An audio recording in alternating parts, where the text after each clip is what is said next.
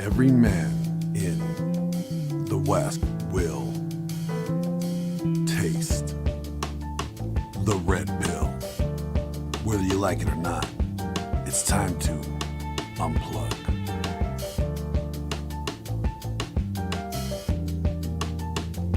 When it comes to dating and relationships, who's typically seen as the prize, the man or the woman? Bitch. Yeah, the woman. Okay, so if the woman is the prize, why even bother going out with a man in the first place? I don't know. That's a great question. So what if I start a rumor that you're a pedo? You're literally going to stoop that low to start a rumor that I'm a pedo? That's not even something you joke about. Yeah. Well, you broke my heart, so now I'm going to ruin your career. Okay, first of all, I don't even know, like, I'm not scared because I know that's not gonna work. Like, how would you... How would it not work? How would it not work? Well, first of all, I'm recording this, so I'm just gonna post it, so everyone knows that you're lying. Scared. It's just gonna flop like all your other posts. It's gonna get 2 views, and then you're gonna get embarrassed, and you're gonna delete it, so no one will see it. I'm not scared. The whole time I was seeing him, I was kind of just using it as a psychology experiment, and I didn't really like the guy. I more just wanted to see if I could break his heart, and it was fun. So did you break his heart then? Just a wee bit. I hope I did a little damage. Yo, ladies, you got a good husband. Hold on tight. Another woman will take your husband. Take him. Women in here right now with stolen husbands. Fellas, you don't gotta really worry about them. Nobody's taking your wife. Oh, don't get me wrong. They'll fuck your wife. Oh, they'll fuck her good. They'll fuck her better than you. But they're not gonna take her. Oh, they'll fuck her. And then they'll return her. I believe this is yours. So why did you guys get a divorce? Because I really wanted something different. It's very unfortunate because he was the most loving, kind person. I had all the love and support that I could have ever wanted. But I think I went through a period wanting money. So, long story short, you wanted a different life and lifestyle than he was able to provide. And so you said, you know what, this, I'm out of here. I need more money. You know what? Dating sucks. Like, I don't know what is wrong with me. Like, why does, that? Like, I feel like it happens for everyone around. They meet someone, and then the guy just knows. For sure. You're the one I've been looking for. I have to have you. And they just get picked. They're there, I'm in my 30s, and I'm just an option. I'm a placeholder. I'm fun to hang out with, but I'm never the one they want long term. They never want to commit. They never, God forbid, I want to be someone's girlfriend because apparently that's great. And how dare I even try to think about that? I'm just tired of it.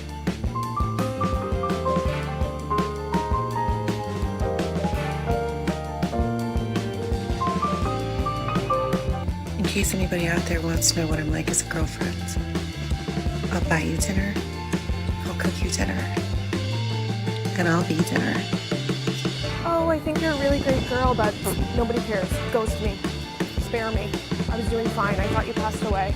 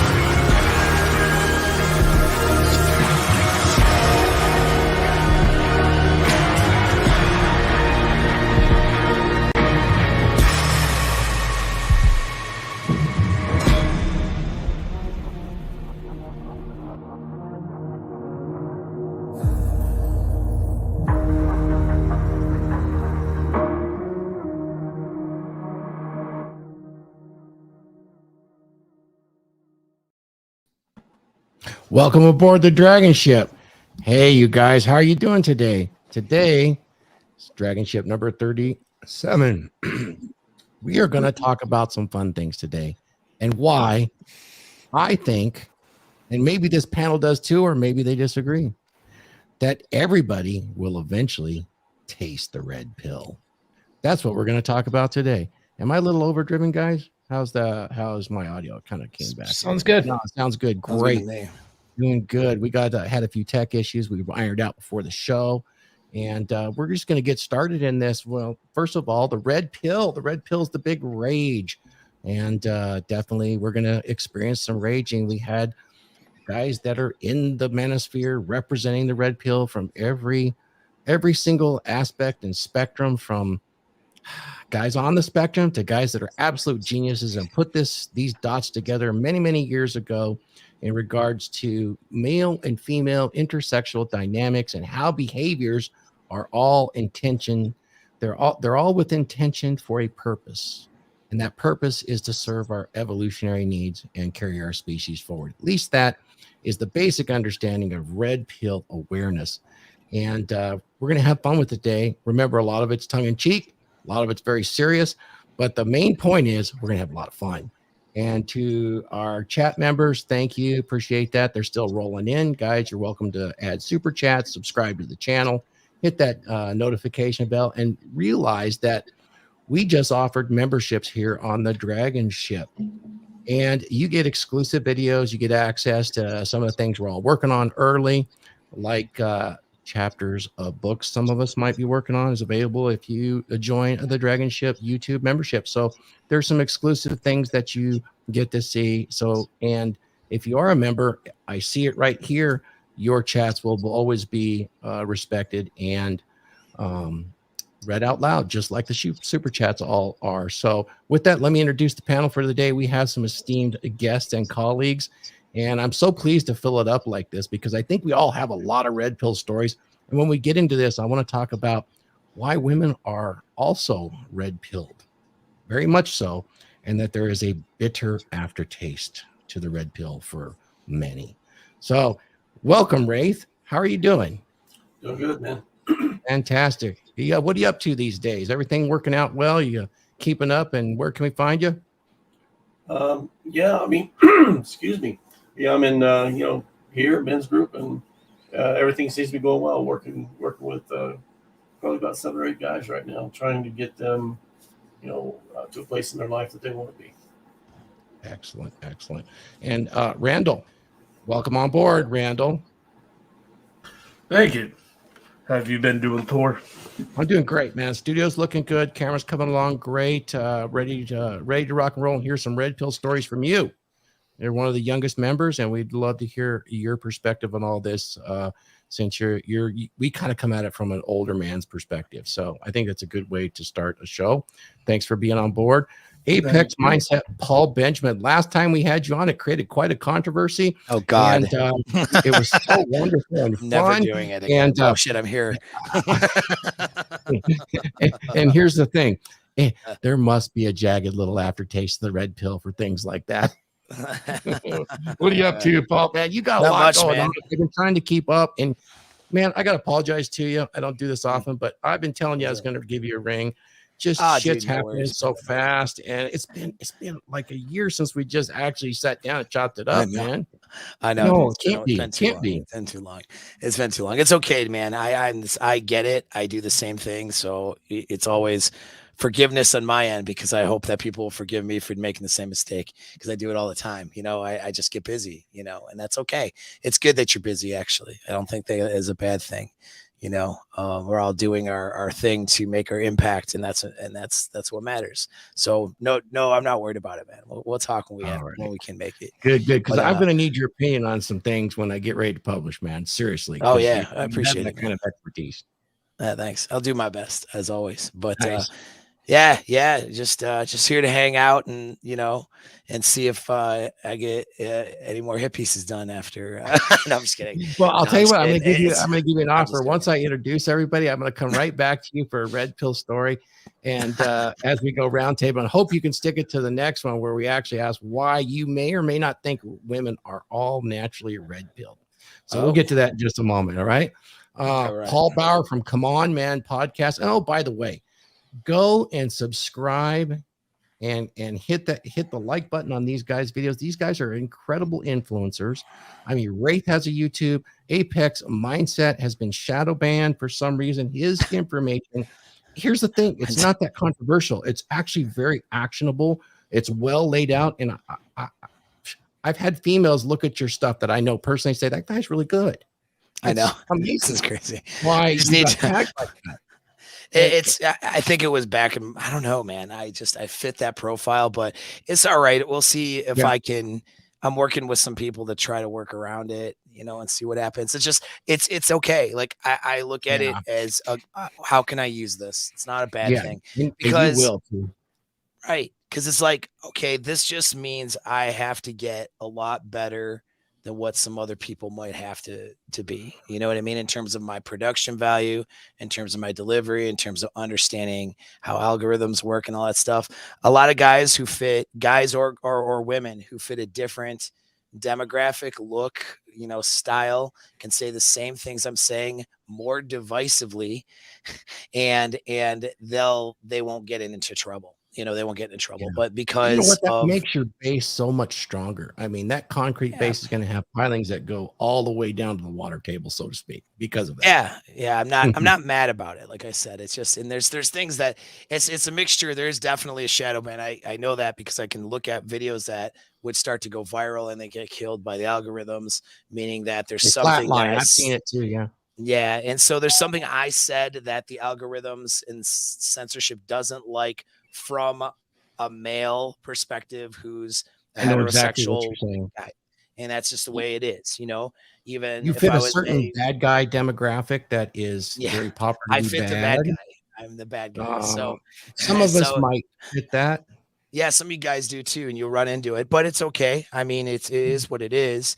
There's other things too. There's the part that's my fault, which is my production value and my understanding of digital marketing is garbage. And so that's that. I bet myself to blame for that one. And that's my learning curve. So, I mean, I can get better at that and know what and how to present things a little bit differently, where I'm not losing my message, but not getting banned at the same time, and anybody who hasn't seen me before that's listening to your show knows, well, you'll find out if you go to my channel. I'm not like this divisive crazy person who's like, women ain't crap, blah, blah, blah, just like, it's not that like that at all. But for some reason, somebody did not like, I alpha widowed some girl who works for YouTube, probably on accident. Maybe I represent an ex-boyfriend or guy. Yeah, maybe they're an executive at YouTube. Maybe I'm their dad. I don't know. Oh. You know what I mean? Their dad that didn't that disappeared on him. Like, I don't know. I represent something deeply psychological for somebody or a few who knows. And it's okay though, man. It's all good. Well, I certainly try to catch your streams. I know your live streams like last Tuesday. Good job. They looking great. Thanks, bro. And I'm gonna bring it over to Paul, who I love listening to his podcast too. I know he's got a really awesome professional podcast. looking. He's moving along real good. Paul Bauer is the come on man podcast. Come on, more people man. need to watch that Or podcast. podcast. Paul, how you doing, buddy? Where can I find you? Man, people have a hard time, especially a guy that's very prominent in the space. Rolo Tomasi has a hard time saying "Come on, man" podcast. It's a tongue twister. It's a tongue twister. Yeah, man. I've been doing the podcast thing for like going on 3 years now, and I just started branching out in January to do live streams on Wednesday and Friday mornings. So those have been really fun for me because usually on those I don't typically have a guest. So I actually get to sort of share my viewpoints on things better with those. And I'm actually finding that a lot of people prefer that, which is weird to me because, but I read a book on podcasting, like, I don't know, maybe in November or something. When I was looking at like how to better promote my show. And one of the concepts was never underestimate how much your audience just wants to hear from you. And I was like, okay. So thought the live streams would be a good outlet for that. So those have been really fun. But yeah, you can follow me on YouTube primarily, I would say is the best place to follow me. So you at least get the live streams, because on the audio only version on like Apple Podcasts and stuff, I'm not publishing the live replays on there yet. So yeah, That's all I got. Excellent. I sure appreciate that. And Allie, thank you for the super chat. We're going to get right back to this, Paul. At some point, I'm going to put this up and let you comment on it since you're an expert. I'm a big believer in this as well. But we're going to get back to that in just a second. Okay, where is it? So he's going to ask you later on in the show. It's really not topic right now, but it would be very good because it was mentioned on the DragonShip webinar. Last week we did a webinar for it's actually the Dragons membership, and he was actually talking about the good works that you do. So before we let you go, make sure and we'll bring this back up. All right. Okay, and I appreciate that, Paul. Come on, Mad Podcast. I do understand that live thing is really good, and I want to bring in Phil Foster right now. Let him talk about what he's up to because he did a podcast with me. Oh God, was it a year ago? Oh, Phil, and that was a really good one. You really do. He has that talent of doing those podcasts too. Good questions, super demeanor. I want you to bring those back. Yeah, man. It's just I've just been a busy guy, man, and so obviously still putting together things. Obviously today, can't use the headphones with the Roadcaster. I don't know what's going on. It's kind of giving me the snafu thing. It's been working great all week. I've just been working on the studio and getting things together, and going to start calibrating and working with some people on my channel. I've been focused on some other things, and my live stream will come back. It's just calibrating the content and things like that, and moving forward for 2023, man. But it's great to be here with you guys, with you gents today on the DragonShip. I've promoted the DragonShip on all of my social platforms today. I got one more to push out. We got snafu with the Roadcaster, so it's great to be here, man. Oh, maybe I can help you with that. I do see a new mic. Your camera is fantastic. I don't know what you've done, but it looks like it's really upgraded. And I appreciate what you're doing there for sure. And yes, guys, just as a reminder, Phil just reminded me, the DragonShip is a standalone YouTube channel for which we all contribute. And we'll be contributing exclusive content to the DragonShip. For those of you watching on RP Thor, that's fantastic. Please subscribe. Please subscribe to Phil Foster or any of the other channels you see the DragonShip on. But the primary channel for the DragonShip we're trying to grow is the DragonShip. And that's where you get to see exclusive content from Phil, myself, Glenn Laurence, and the other Drakars and the DragonShip. Anybody, wants to know more about that, let us know. Thank you, Phil. And Laurent from Tokyo. We keep pushing this guy to start his financial podcast, so we'll see that someday. You want to unmute and tell us what you're up to, buddy? What time is it in Tokyo? Good morning. It's 4:30 in the morning. So within the span of 24 hours, I had the opportunity to speak to some of my favorite people, starting with Paul from Apex Mindset this morning. Thanks, brother. Good to see you again, man. We just talked the other day. Then I had a long conversation with Ryan Fowler. Then nagged the MLD, John MLD about his visa. Like, come on, stay in Japan. Japan needs you. And then ending with you guys today. So that was a good 24 hours. Yeah, we had a good conversation earlier in the week too. And thanks for the Dragons membership. You're a big value there. Thank you very much. Anybody interested, the Dragons membership is a private membership that kind of is an outgrowth of this, where it is a monthly meeting where everything's on the table. We got creators just like this, coaching, offering advice, pre-screening, lectures, presentation, bits and pieces of their courseware. It gets tested to those men that have dedicated some time and some money to help support this content outside of YouTube, and we really appreciate it. Laurence, a big supporter there. So we appreciate you coming on board. So let's get right down to it, guys. I got everybody, right? Everybody's introduced. So let's get right down to it. So let's start with roundtable, and we'll go in reverse order from you, Laurent, all the way back to me. And that's, you guys let's share a red pilling story. Tell me what the red pill meant to you. And then as you get to that, tell me why you think everybody's eventually going to taste the red pill. If you believe that, or if you don't believe everybody's going to taste the red pill, we can talk about that too. So let's get started with that. Laurent, what do you think about this red pill? Is it just something for you to watch on the YouTube, kind of just watch it and be entertained by it? Or has it really struck a chord with your core and changed how you operate in life? Well, I work in the I work with money. I work in the capital markets, and I'm always interested in finding solutions. I'm interested in process, and we all come to it because we all have an accident, our heart broken, divorce, or something like this, and we want to find solution. I mean, we men are hardwired to find solutions, and looking through the internet, what makes sense, what doesn't make sense. Like we all start as nice guys and end up red pilled because we realize that nice guys don't finish last. They don't even finish. And so we all get there. Everybody gets there eventually. And those who don't, well, they don't have a happy ending. So it actually makes sense. The philosophy in and of itself makes sense. And this, what is interesting is also the pushback that people who are still blue pill coming onto it. And eventually, I have a bunch of stories like this. Well, tell me about your first introduction to the red pill. Not necessarily your red pill, but when did you start to get concepts about this human behavior that didn't match with your upbringing and open your eyes?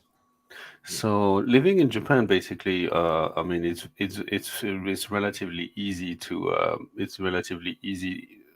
All people who come to Japan, all of a sudden they find themselves very successful with ladies.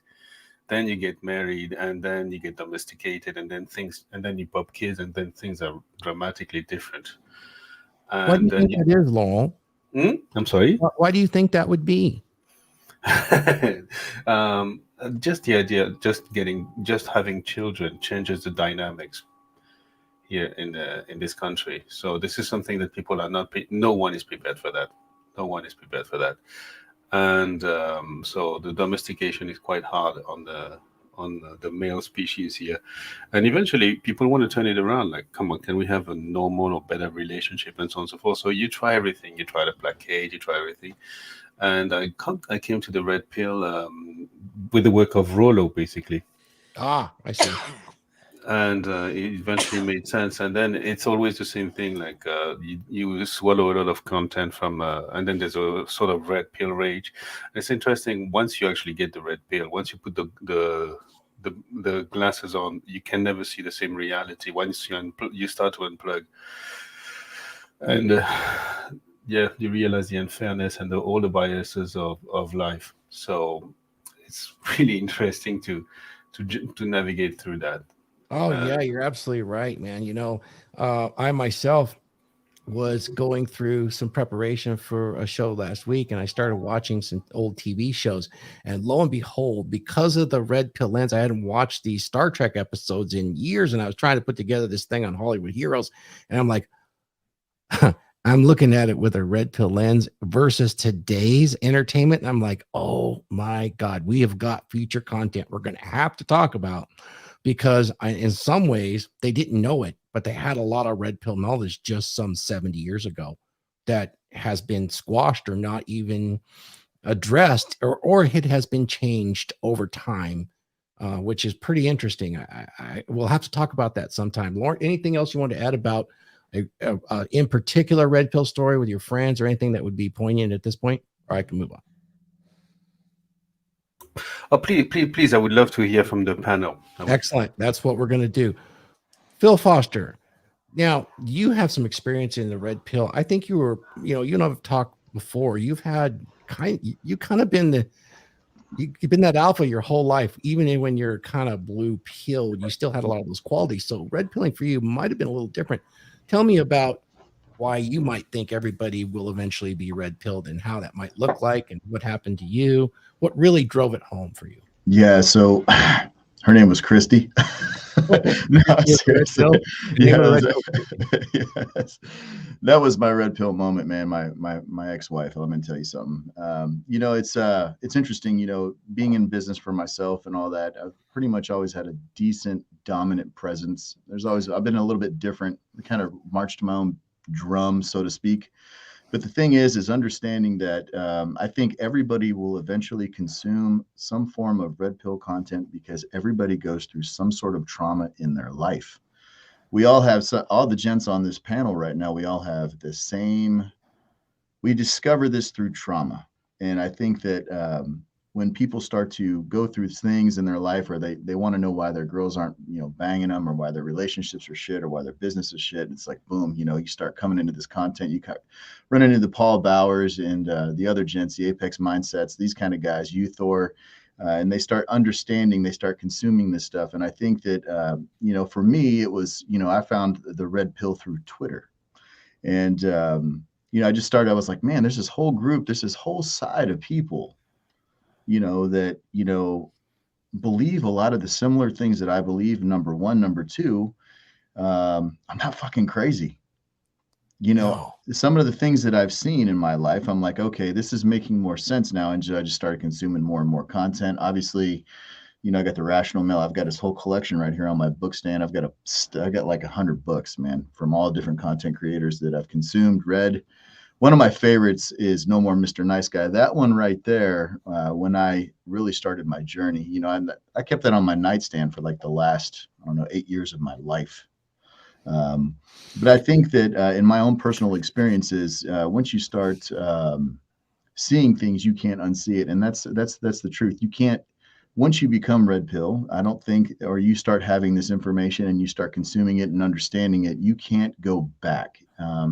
To be plugged back in is to be, suicidal, so to speak. And I don't think that that's a good look for anybody. What better way than to go through life with the truth in your mind and in your eyes? Understanding how reality really works is what it is. And I think, the theory of red pill can actually be applied to every aspect of your life, not just necessarily relationships. Unfortunately, it got beat down a little bit, with the picking up a chick and, banging her on the first date and all this stuff, but really and truly, there's a lot of good content creators out there that, just want to bring that awareness to guys. And so for me, in my personal experiences and my ex-wife, I played, even though I had some sort of dominant and alpha tendencies, I still was the nice guy with her. Guilty, 100%. I will own that publicly. I don't care.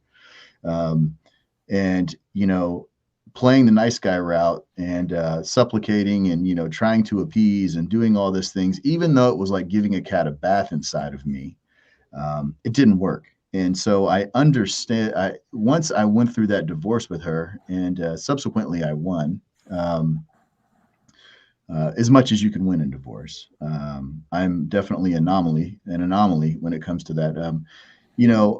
I consumed the content even harder because I was like, see, yeah, these guys are spitting exactly what I just went through, And so I think that everyone will eventually become some form of red pill in one aspect or another in their life through some sort of trauma or failure or letdown, you can be, the possibilities are limitless. Once you start seeing this stuff, you can't unsee it. And I think that's a big thing with this, right? And so the important thing for me is to get guys to understand that the content you consume is what's vastly important when you start looking into this stuff. Because the thing is when you become red pill, or when you start understanding the truths of this world and you start consuming it, the information that you're taking in, it really matters. Is there actionable advice along with the content you're consuming?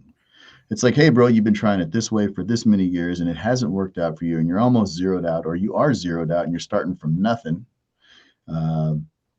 Will this information benefit you? And so, what applies, keep, and what doesn't, let it go, right? And so I think that, yes, everyone will eventually, unless they're just so asleep, Thor, that they don't want to be woken up. And it's like they choose, and there is a whole demographic of men. Unfortunately, if you grew up in the friggin' 80s, I'm going to say you're 9 times out of 10 going to be red pill. I don't care. Interesting. Yeah, I think maybe you're right, Phil. Definitely. And, speaking of, that book, No More Mr. Nice Guy by Dr. Robert Glover, I don't think he's kind of pulled back from the red pill, or maybe I should say the manosphere so much, but it is quite a red pill treatise, because while it doesn't connect the dots that Rollo's does, it speaks to a lot of guys, because this has been what we've been told to do. This is the great lie that men have been told that actually does not serve a man's mating desires or what he wants to get out of these relationships at all. It's kind of destructive. So I see a lot of guys that come to this space primarily from books like that. I think that was a big influence on you, Paul Bauer, was it not?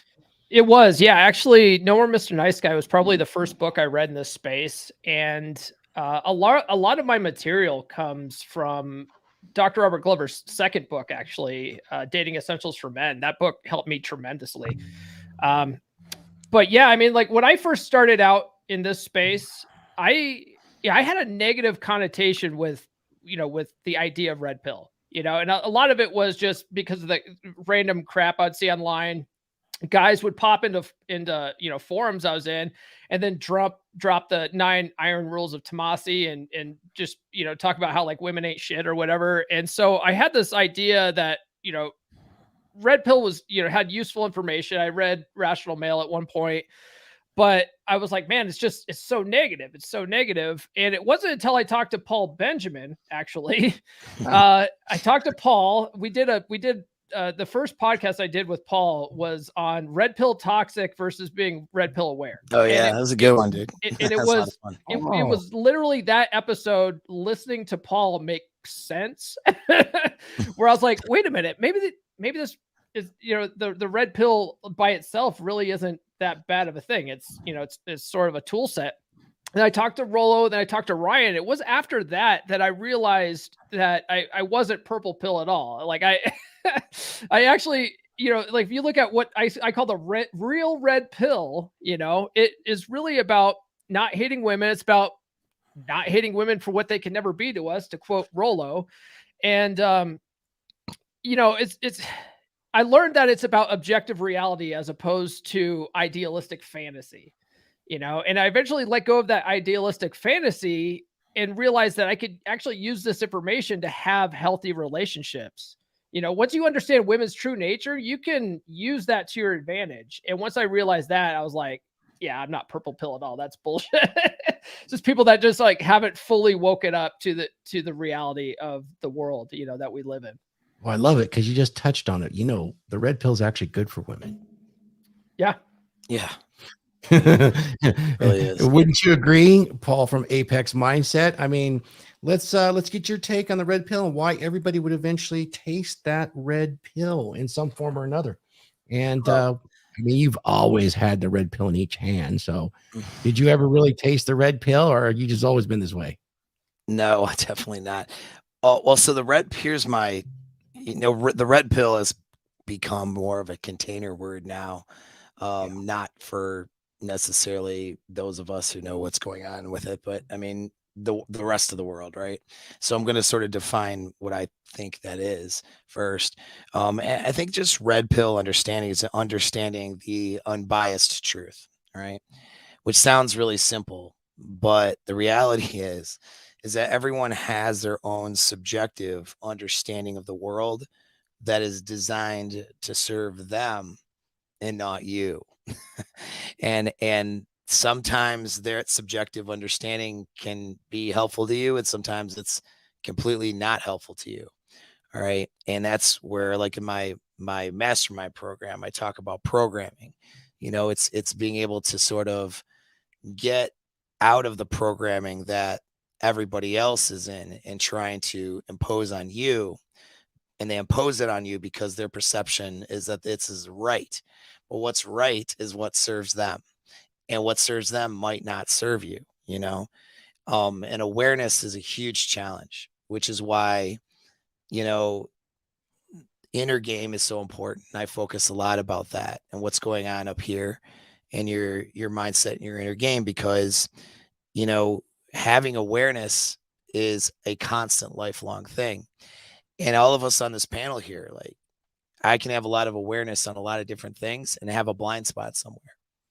And maybe I talk to Raith one day, or you, Thor, or, Paul over at the Come On Man Paul, right? Or Phil or somebody, right? And then they say, hey, like, here's a thought or an idea.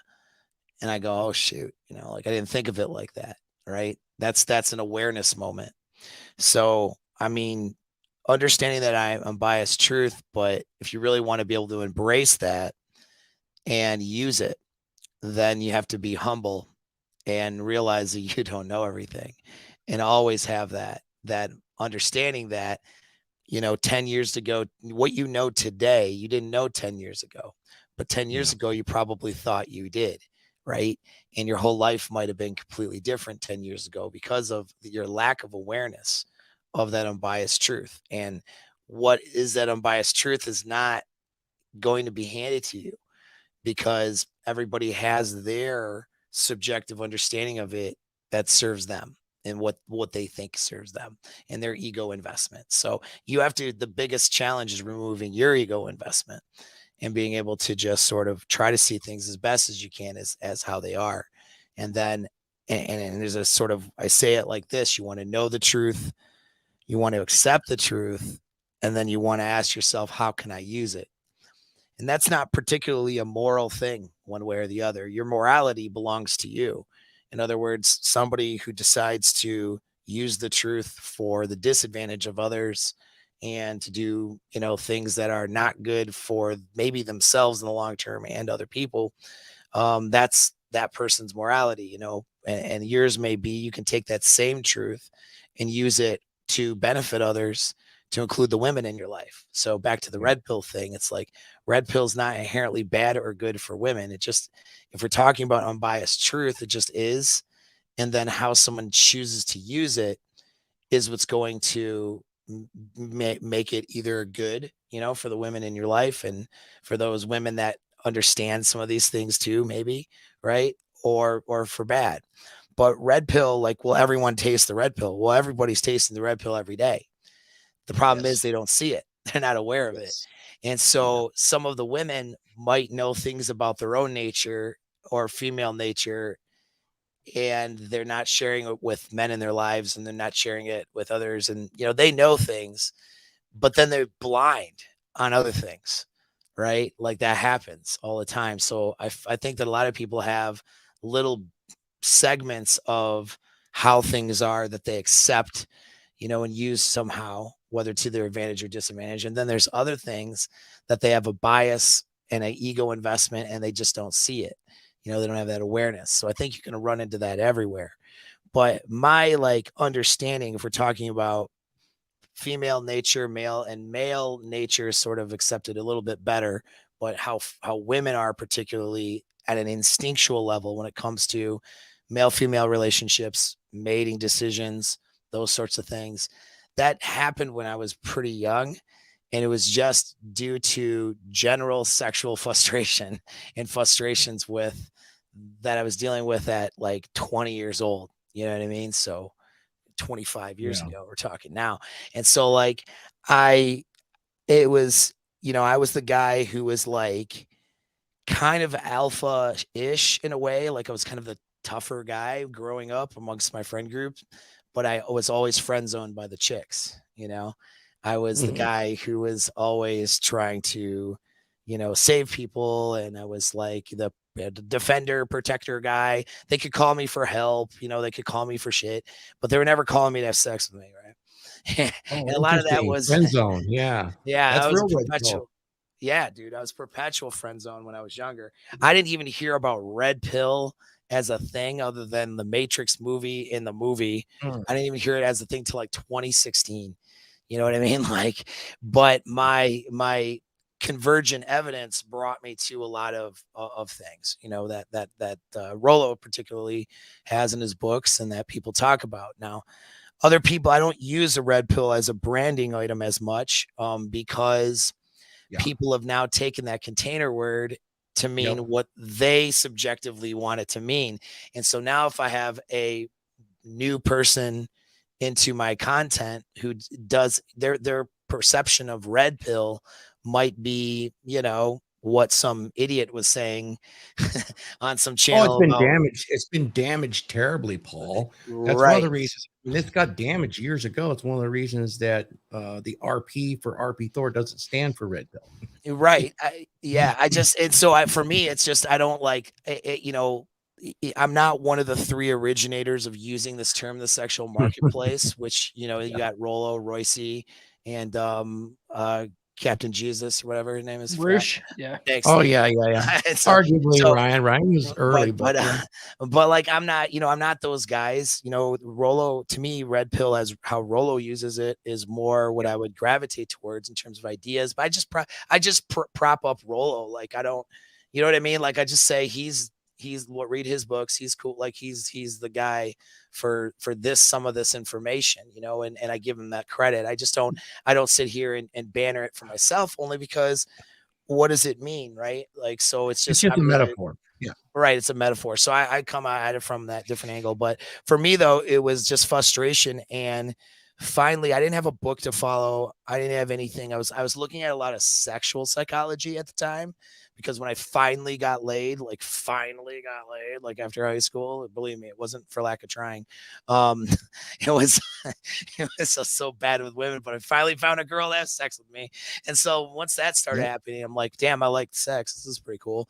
And I started looking into the sexual psychology stuff, the tantric stuff, the BDSM, out of books and out of like weird, little circles. I mean, there wasn't much of an internet thing that I knew about back then, because this was the late 90s, right?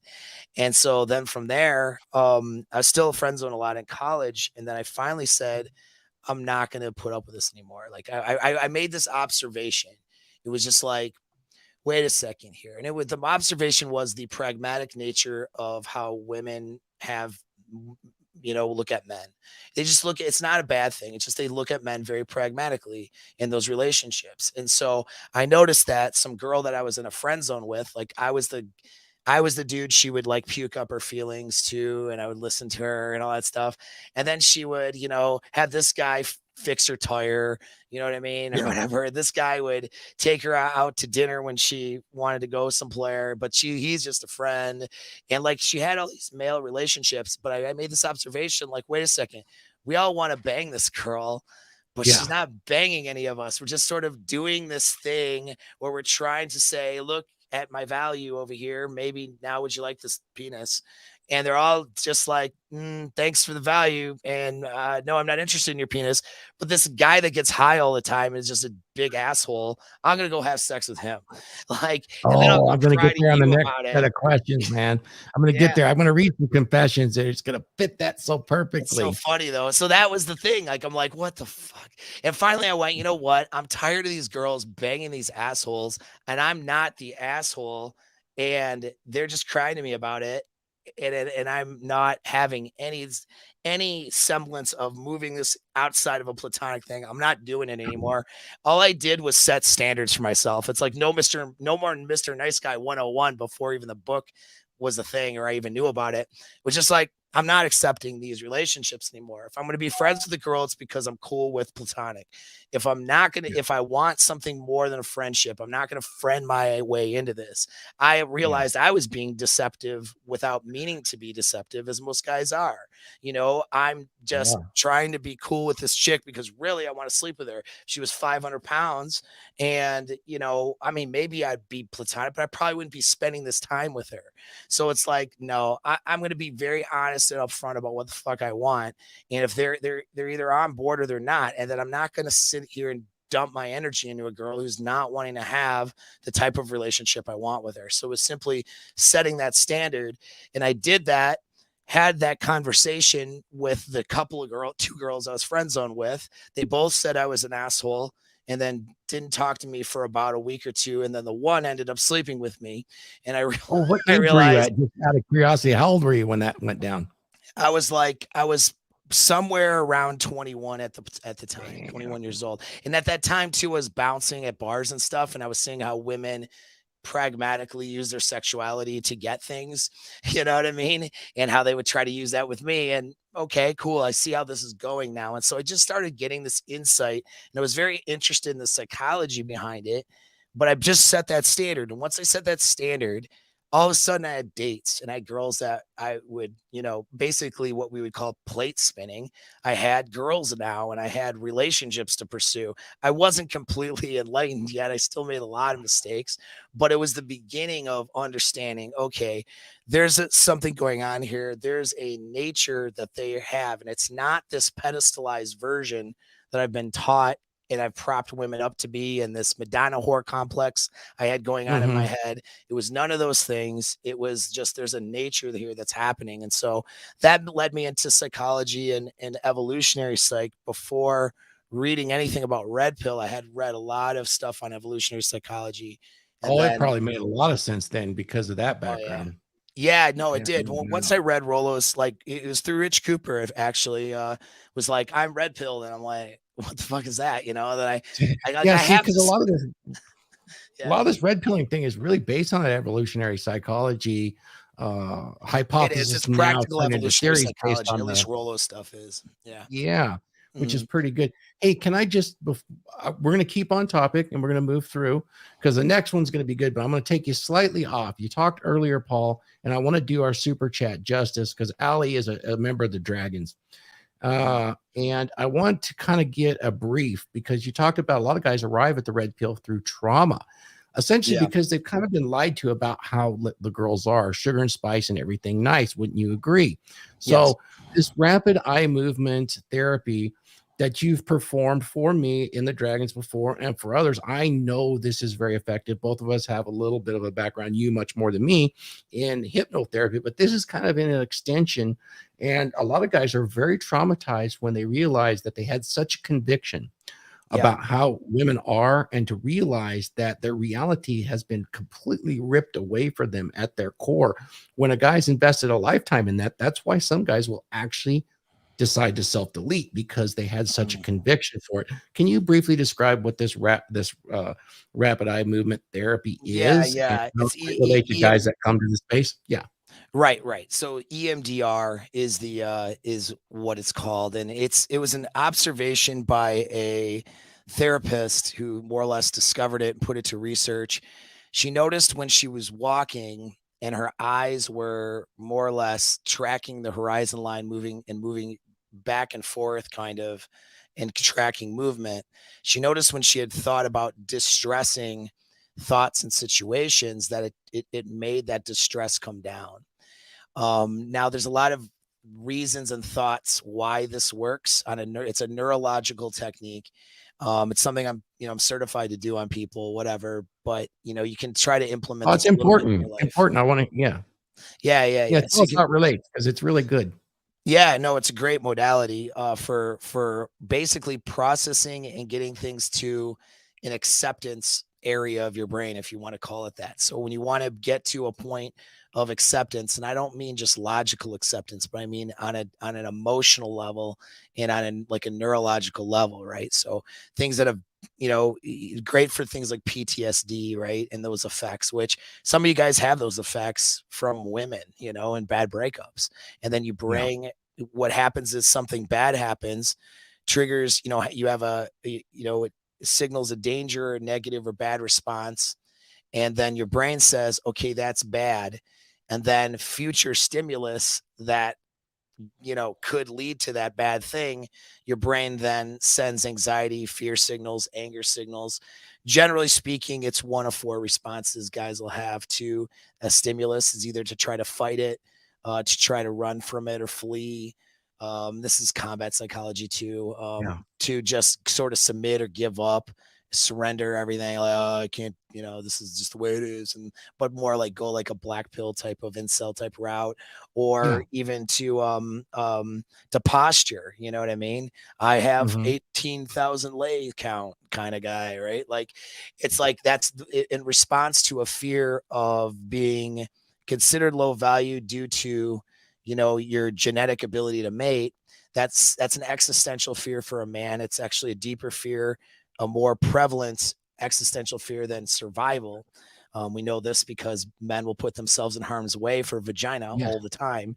And so, so today, I could see this being really useful for guys that were very involved in the church and went through a bad breakup, because a lot of times, not every time, but there is a trend in the church to really push on the men. It's your fault.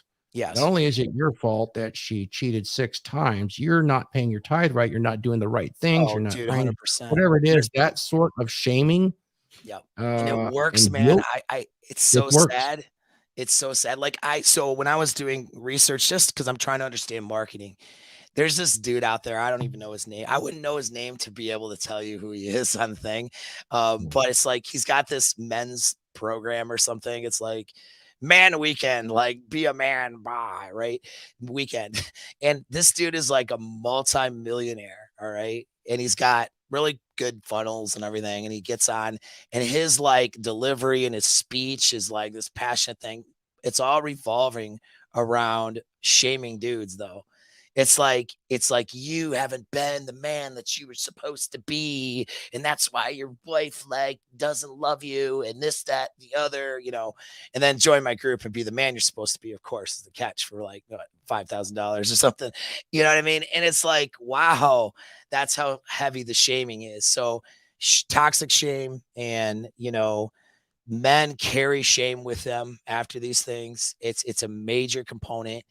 And you got to release that stuff or you can't move on. Not by beating yourself up and joining some weird group to try to be the man you were supposed to be. You can't undo the shit that you didn't do before. And it's what I call an injustice loop. There was an injustice that happened, and there's an injustice. So would it be fair to say that doing the rapid eye movement under your tutelage or certification, that it short circuits those and allows for new programming to take over? Is that kind of the basis of it? And that's exactly what it is. What could we do to get that from you, Paul? Right. So for me, it's booking a consult on my website. And we can talk about doing a series of sessions with it, because because my group consults and stuff are time consuming. My individual rate for my time is expensive.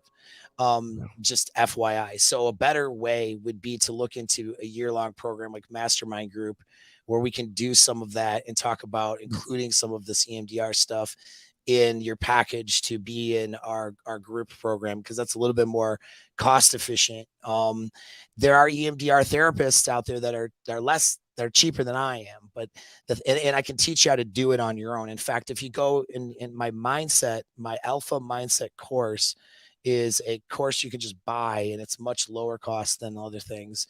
And then I'll go over EMDR, teach you how to do it on your own. That being said, though, it's always is better with a qualified therapist or person that knows how to do it. Similar to like why talking to the right coach or therapist is maybe better for you than just journaling. You know what I mean? Like it's the awareness, that other person can help you become more aware with the technique and modality of EMDR. It does have this uncanny ability to pull out things that you've buried kind of in the unconscious, to pull out emotions that you haven't really realized you had about certain things, and to allow you to experience those, interpret those, understand them, and then get past them. And that's the biggest thing, is to be able to get past them. If you're beating yourself up over things that you can't change, you can't actualize a better version of yourself. You're going to get stuck.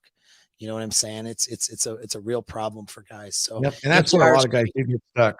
A lot of guys do get stuck in the red pill because the realities that they face is so harsh because their conviction said it was not. So, Paul, maybe I could talk you into coming and talking to the guys in the Dragons membership in a few months about this very topic. We'd sure appreciate it, since you're always a standing member. Yeah, not a problem. Let's get this back on track. I hope I could keep you for the second question, which will be really good. But let's go ahead and move to Randall, back to the topic.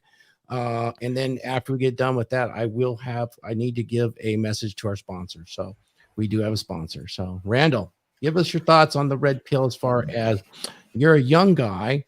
Essentially, the red pill, you've tasted the red pill. Tell us why you tasted the red pill and why you think everybody will or will not eventually taste the red pill. So like you guys had mentioned in the conversation about the church, I grew up in the church. So I grew up in a very blue-pilled environment. And basically the servant leader and, putting the other's needs before your own was very much trained into us men as we grew up. And then you get like a sense of dissatisfaction when you live that lifestyle, and it's whether or not you're willing to admit it to yourself or you hide your own dissatisfaction under other things. And so that's what eventually led me to the red pill. It's like I found who was it? I found Rich Cooper through a video of actually Abba and Preach mocking him, and I was like, well, it was like the stuff he's saying makes sense though. And so then I found Sterling through him, and then found John and everybody else through those connections. And so I think that just men are going to find a satisfaction in their life, and they'll search for something. And the red pill community is an option out here. Some guys, they go towards the black pill, and it's unfortunate, but I think that those who go that way, they had some of the red pill. And it's like the red pill is a bitter pill. It's not a pill that's easy to swallow, especially if you've grown up in a blue pilled environment. And so you have the people who thrive on it. They take the pill, they swallow it down, they deal with it, and they're able to turn it into a tool for them to use. And then there's those who have different reactions. Some spit it out and they run back to the blue pilled shelter and the comfort that they grew up in. And then others, they try taking it, but they choke on it a little bit, and then they get stuck in like the black pilled area where they get stuck in the rage. They stay pissed off. And it's like, I think everybody is going to taste it, but I don't think everybody will adapt to it. Good one. Very good. That's a good synopsis. Appreciate that, Randall. And I think that it's definitely going to be driven more. Guys will definitely taste, because the sexlessness rate is increasing in young men. Raith, what's your thoughts on what we've just all talked about? Well, I mean, I kind of agree with Paul in some respects, but I don't think of the red pill in the sense of this enlightening thing that's going to happen to you. I think, we live, if you take just sex alone, everything that we do is instinctual to some degree. And that's why evolutionary psychologists come up and tell you this is why we do the things that we do, because in the beginning of time when man and woman mated, they had started developing these processes so that they would recognize, when it was time, and what drives that is finding the best possible mate for a man to breed with, to ensure that, the children are healthy and can survive. That's the reality of what 90% of men that come to the space are trying to solve. Okay. Where they get stuck is we develop social constructs or social rules to modify behavior so that we can live in large groups. We're all tribal, and if you look at from a standpoint, when we move to a city or we move to a location, we do it because most of those people think somewhat alike us, and that we have the ability to, work day to day around them and not fight with them, and all those things have become violent. The problem, one of the issues is we've gone so far to think that we can modify our sexual behavior and our instinctual sexual behavior with rules. And when you do that, if men follow those rules, then 80% or more of men don't get to breed. And the Catholic Church knew this back in the early beginnings of the Catholic Church, when they come out with forced monogamy. And that was a social construct, so that everybody could have a mate, because they knew that if everybody had a mate and men's sexual desires were satisfied, there were other things that they could ask of men and men would do. So the red pill is we all live in the red pill. If you look at it from a standpoint that we're all trying to satisfy our instinctual sexual needs and sexual desires. It's the social constructs that keep causing the issues, because we don't want to live in a violent society. And I don't think anyone wants to live in a violent society.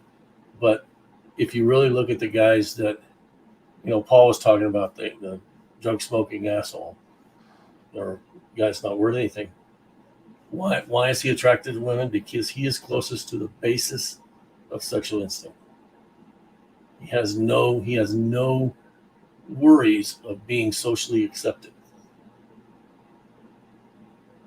And that's why you see women dating men in jail and everything else, because they're looking for that basic sexual animal. And, you know, from that standpoint, when you look at that, we're all living in the red pills. Just people use different ways to hide the fact of how they feel and live through the emotions and stuff they live through and their choices. Excellent. Thank you, Raith. I really appreciate that, guys. We need to get to our sponsor, and we definitely have a sponsor. We want to thank our sponsor and play the video that supports this channel. We're going to get right after that. It only takes a minute to thank our sponsor, and we're going to get right into the second question, which is going to revolve around why are women red-pilled from birth, and we're going to actually look at why women are lied to. And then we're going to look at some confessions that are exclusively red pill and why men take this so poorly.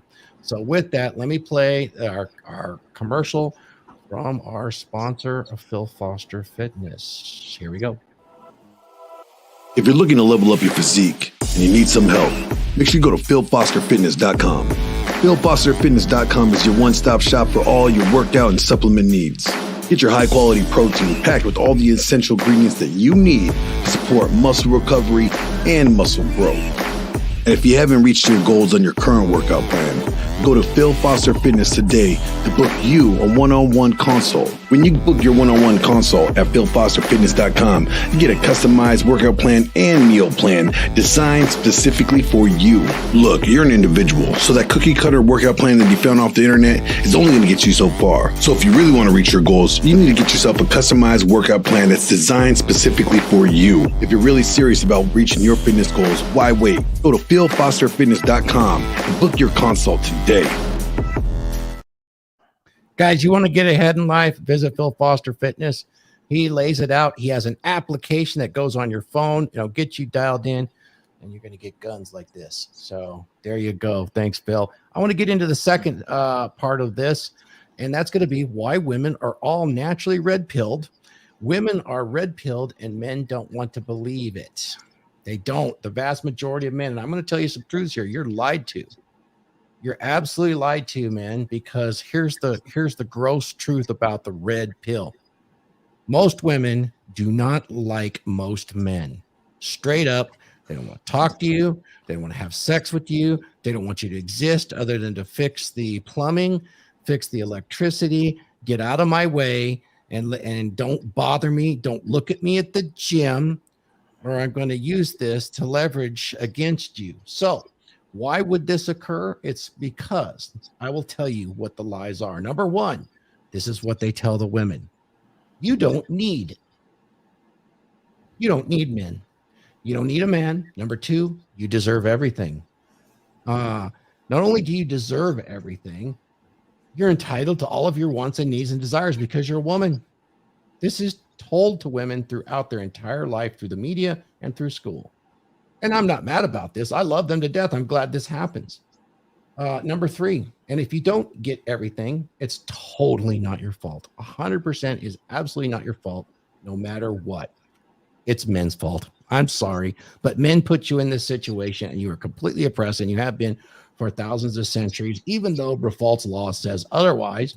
This is how it is, and this is the lie we will tell you. Number four, you can have it all. You can have a fabulous career, and this is what's been done in just the last 60 years.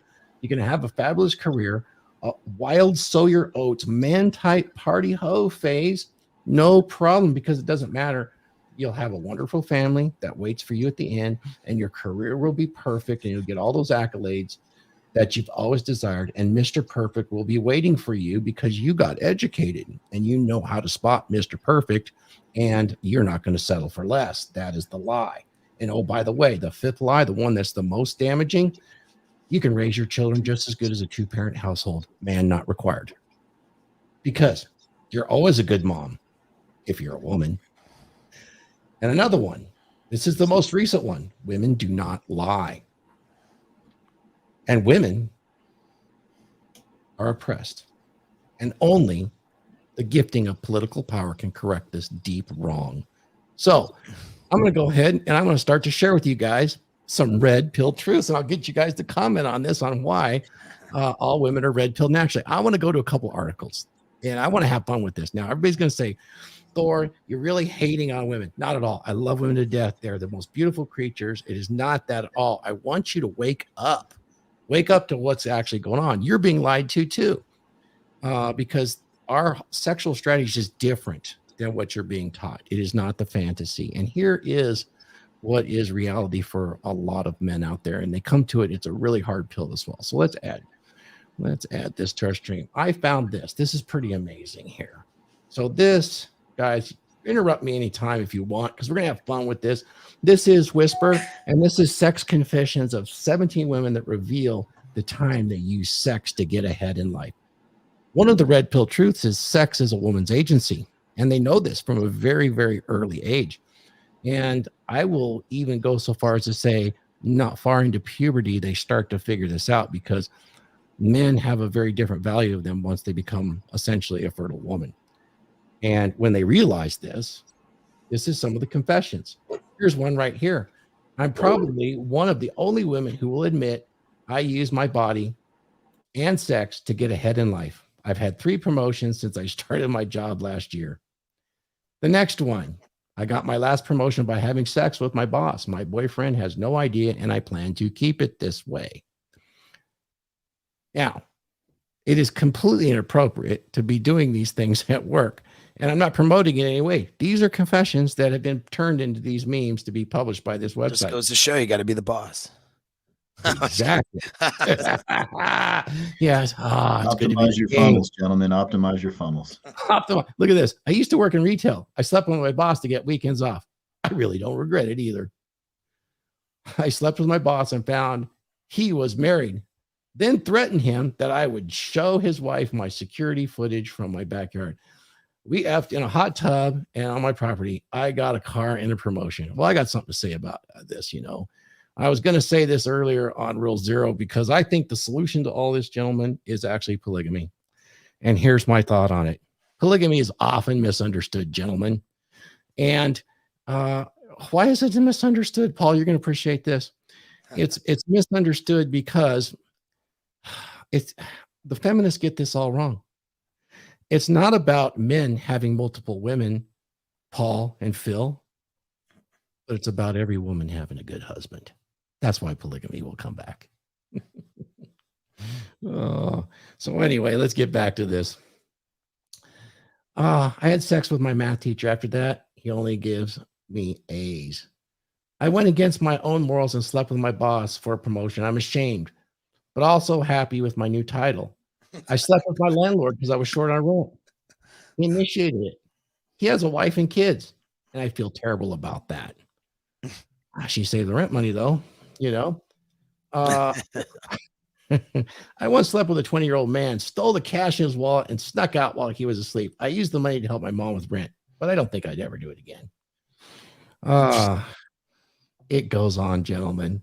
It goes on and it goes on. So we found 10 women confess that things that they would never share with their boyfriend. These are all red pill things. I mean, women do talk amongst each other, and they are different than most men think.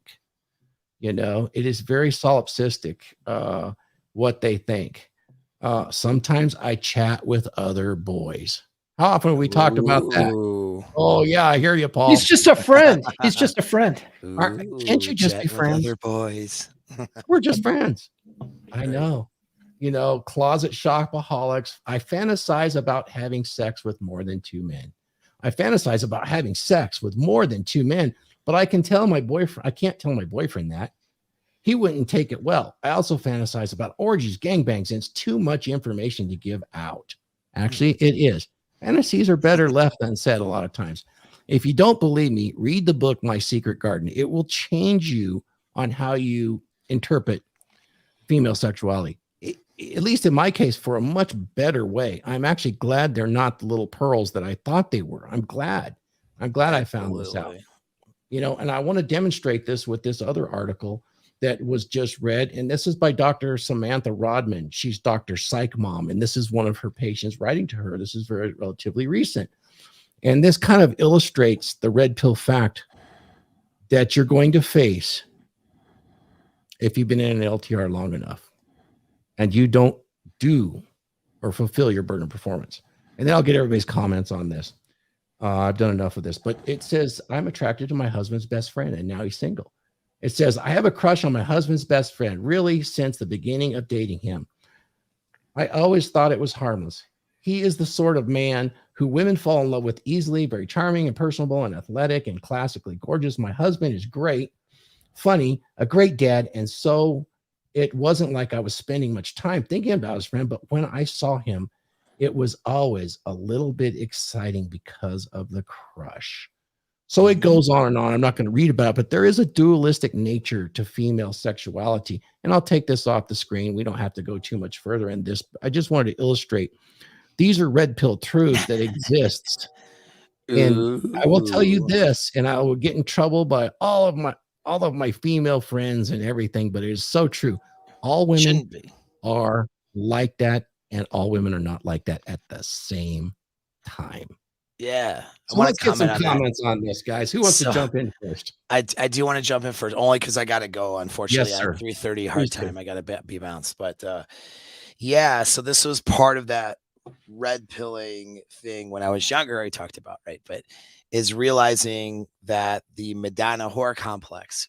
All right, that's really what this is. It's like guys want to believe that there are girls out there that are good girls, and then that there are these other girls out there that are bad girls.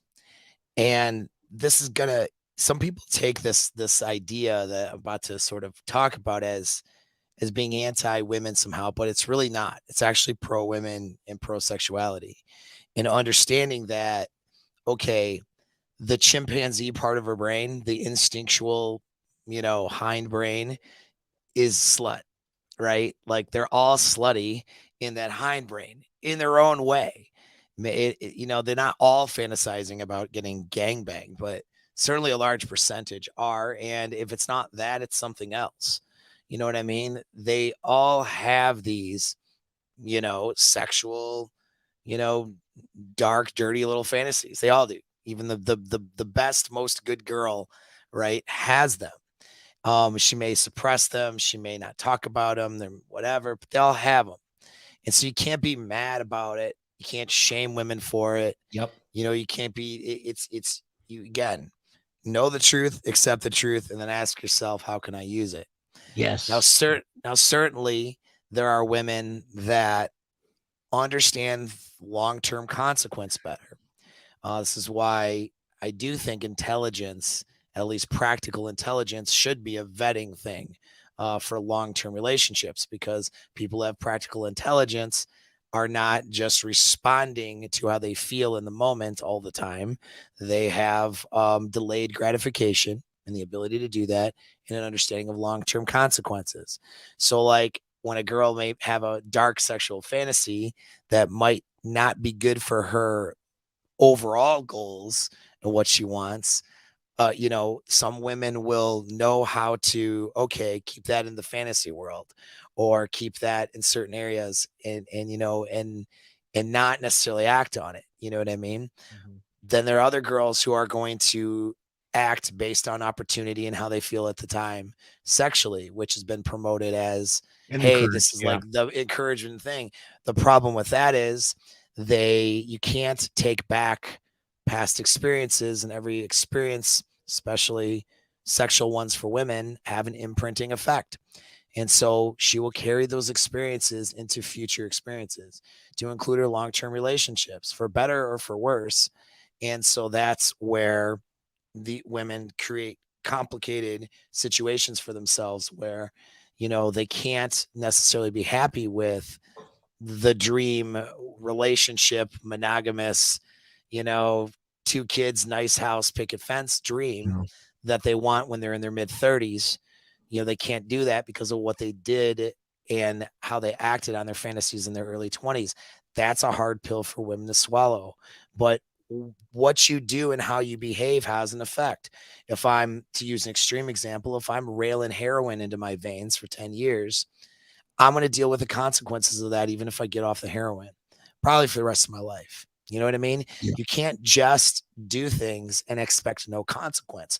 Does that mean that a woman who has a little bit of a slutty past can't be a good LTR in the future? Not necessarily, but it does mean that she's going to have consequences to her past behaviors, and she's going to have to deal with those consequences and learn how to handle those things to have a healthy mindset and ability moving forward to have whatever she wants, which most of them want that long-term situation. You know, to be a good partner long-term later, they're going to have to, you know, undo some of those consequences. And the main consequence is treating men like, and themselves like they're disposable creatures. You know what I mean?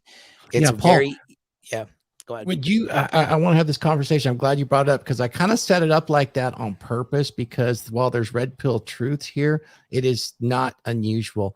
And I set out the confessions of the women using their sexual agency. That's the red pill part. The fantasy part is pretty standard.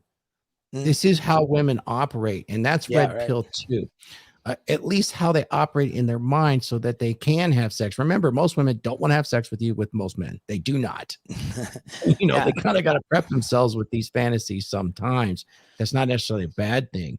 Yeah, but you can be the guy that facilitates. You can be a facilitator of these fantasies. You know, I have some funny stories that I share off of YouTube behind the paywall of being able to do repeat and be the facilitator of some of the weirdest or darkest fantasies for these women without actually doing the thing. A great example, you know, we could just say right off the bat is we'll say a grape. We can use the term grapes, but not an assault fantasy. We'll call it like that. Okay. Very common for women. Does that mean she actually has to go get sexually assaulted to have the, you know, no, that would be bad, right? Like, don't go walking around the alleys in Detroit, you know, going let me get my fantasy met. Like, that's probably a bad idea. But in the context of a safe sexual environment with a safe partner, you can have that fantasy. You can be the facilitator of that, and it's a great experience for her, for you, and it strengthens the relationship, you know. So you can take these things and you can put them in a direction that helps you. Again, how can I use this? That's the question. Can you use it to make your life and your relationships better? Or you can shame her for it, or think she's this and that or whatever, and now I want to talk about it, make it weird for her, and then she keeps things secret. And, you know, that's not using these facts to your advantage, you know. So no. I think that the mass media is very smart about this too, because they've been promoting you know, the advocacy of some of this stuff, like the sexuality, yet on one hand it's very bad. You know, I can imagine very conservative guys that look at this, or black pill guys, all women are like that, yet all women are not like that. It's one of those truths. And if you look around even today, Paul and the rest of the panel, I have an article here that's pretty fascinating. It's 2 years old, so this has been going on for a while. They want to use women's fantasies and they want to change the culture. When I say they, it is the popular culture in big tech. I'm looking at an article from CNN Health, and you know what the title is? Bounce though. That's no 3:30. So didn't mean to capitalize everybody on the thing. I got to bounce. We're gonna get to guys. this. Take Have care. you guys? Thanks, man. Appreciate you. Yeah, thanks, guys. Has anybody seen the article from CNN Health from 2018? Cuckolding can be positive for some couples' sex. A study says this is by CNN Health. So they promote cuckolding, but only when it's for the woman. Who's the author of that? I'll show you right now if you want to see. Because it's like, is it a woman writing this? Ian. Oh, it's a dude. Maybe he's Australian, huh? But yeah. And it's really, I'll see if I can't get Randall to put this into the chat, but just know that it is promoted. Now, it's having a lot of fun by putting that stuff up there. But the red pill exists, and it exists for women big time. And you need to be fully aware of it. This is being promoted in spades right now. We don't need to read that. I just wanted you to be aware of it. And what's the over under that guy's wife likes to bang other dudes, and he's just trying to justify it to himself? Exactly. You might be. Is it Jack Murphy's pen name? Right. Was that the lumber cut? No, I don't Yeah. know. I don't know, but they're talking about, of course, you can use this study to show about anything. So who knows, you know? But something like this has a huge amount of reach. And unfortunately, you know, this is accessible to anybody. This is not like adult-only content. It's out there. And so, you know, my whole premise of asking you guys all this stuff is that women are really red-pilled right from the get-go. Men are, it's hidden from them because we're told that it's the princess and we need to rescue the princess. I mean, who hasn't been given that? And then come to find out, most women really don't. They really don't like you and they don't want to have sex with you. Most. Phil, you've had so much experience with the women. Do you think women are all inherently red-pilled? Oh man, I mean, you got some stories out here. They're friggin' savages, man. Man, they are absolutely wild and crazy, and what goes through their minds is just, you think you have fantasies as a man, you don't even hold a candle, not even a birthday cake candle to a woman. And and absolutely, I would say that, you know, the wool has been pulled over men's eyes to save them. You know, and that's the thing. It's not your job to save them at all. You know, if you find one that's ready to stop being a hoe and you want to marry her and lock her down and have a long-term relationship with her, just accept the reality that she's had some meat ran through her. And that's just the end of it right there. You know, that's the uncomfortable truth. A lot of guys, they can't accept that. Oh, well, not my girl. She told me that it wasn't like that. Yeah, right, bro. And it was actually a lot worse than what you're thinking. So for me, I think women definitely are 100% evolved. They are red-pilled examples, and you're absolutely right. They do not inherently want to bang a lot of dudes, especially you if you don't have your shit together. You know, so if you're not getting approached, if you're not having fun with the ladies, then you got work to do. But the thing is you can turn the tables 100% by, you know, developing your inner game, developing your charisma, developing your style, developing your money, and focusing on you and chasing excellence. I believe that's Rich Cooper that always says that: chase excellence first, and then, you know, that the rest of it will fall into place. I don't think, you know, when it comes to women that, you know, based on the current environment, once again, I was born in the 70s, man. I grew up in the 80s, so it was a little bit different, but I'm going to say that, you know, I understand the MGTOW movement a little bit. You know, I mean, here's the thing, man. These guys have been like handed, recycled kitty, man. They don't want it anymore, you know? So it's just like, hey, I'm going to live my life and I'm going to enjoy what comes into my life, but I'm not going to be, you know, tied down to anything. I think that cuckolding is a disgrace. If any man allows another man to conquest or conquer his woman, he is not a man. Now, in the reverse sense, I think that it's normal, and you guys are going to fucking flip out on this one, but I don't care. I think it's normal that, you know, a dude might have one or two girls. You know what I mean? I think that's pretty much, you know, okay. In societal standards, it's not okay. And a lot of people are like, oh, well, how can you live like that? How do you even have time for that? Well, that's the thing, is you set the tone and you set the time for all of it. I don't think that cuckolding. Bill, I think we can fix that if we have the proper marketing campaign. We can just have a marketing campaign that says, you know, every woman deserves a husband, and we can make that happen. Yeah, you see, put something on CNN. Yeah, that's for sure, on that blog spot there. You know, kind of answer the cuckolding thing. Okay, well, what's good for the goose is good for the gander, right?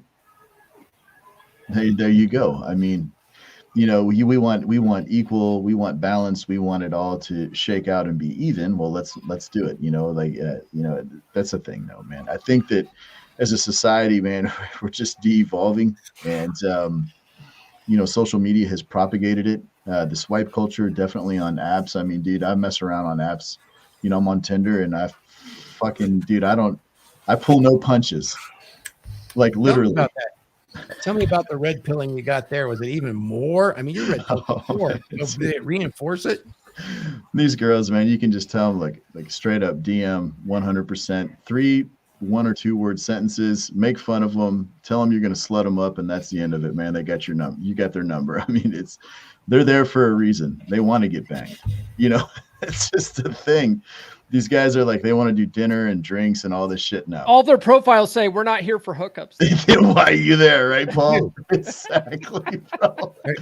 But you know what? That's really interesting. I got this other article that's from a 30-year-old female. She's been in 4 relationships, Phil. She's been in 4 relationships, and this is where I think women actually do taste the bitter side of the red pill. 31 years old, 4 relationships, had lots of casual flings and hookups with many good-looking men like Phil Foster and of course Paul Bauer and Laura from Tokyo.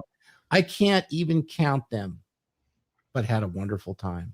However, I'm done with all of that. I feel bored.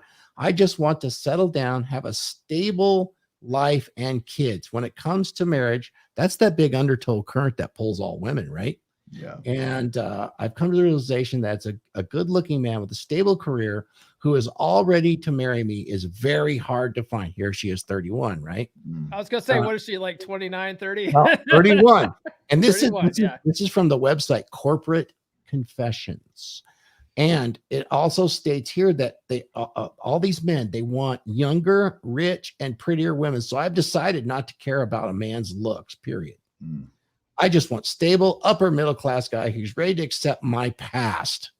That also seems very hard to find. Why are most men afraid of women with a past? How many of you men are man enough to accept? Here is the sign language. How many of you men are man enough to accept a woman with their past? ? Why does a woman having a good sexual history scare you ? Fragile masculinity is everywhere now. So I think that's real. Yeah, that is the bitter taste of the red pill for a woman that thought the lies I spoke of earlier. Yeah. You know, I think, it just the goes girls, to the current belief that men can't have standards, only women can have standards. there you go. That's what I was going to say. Elaborate, You took the please, words right out of my mouth, Raith. Well, I mean, if you look at from a standpoint, just take what women are told, what all the list of stuff you wrote out, what women are told. It's basically telling them that there are no limits to your sexuality until you set the limit. And for men, the standards that are given to us is she's got to be, low body count, those kind of things, the things we want. But there's always a but after that. It's but if you can't find that, then you have an obligation to society to wife up someone with, a high body count, kids, 5 different baby daddies, and which I don't have a problem if a guy wants to do that. That's his choice. But the reality of it is if he starts saying, I want a woman, that is pure heart, pure mind, pure body, and that's what his standards are, he's not allowed to have those standards because her standards top his standards. And her standard may be that I want to run through 20, 40, 50 guys before I hit the point where I want to get married. And you see, you can see on TV, you can see it on YouTube and everywhere else where women are saying, hey, it's my right to go out and have as much sex as I can. But I think they're being lied to too, because most women think men are out there having as much sex as they want. And, I don't know where that comes from. Maybe it's delusional from the fact that, well, I'm doing it, he's doing it, I'm doing it. But like I said, if you take what feminism has done, they've taken what women think is the worst part of a man and said, but it's okay for you to do it. And then they try to say, but I want something different when I get married. And most men aren't that way. Most men have standards and they want to comply with those standards. But it's crazy because the current belief right now is men aren't allowed to have standards for women. Because if they do, then that's, being sexist. Well, maybe the standards aren't for the women. Maybe it's the standard that he has for himself. That my value is worth this. And if a woman comes, if I find a woman that's worth that, I'm willing to marry her. That's not a statement on all women. It's only a statement on the woman he's willing to marry. But they try to make it a statement on all women.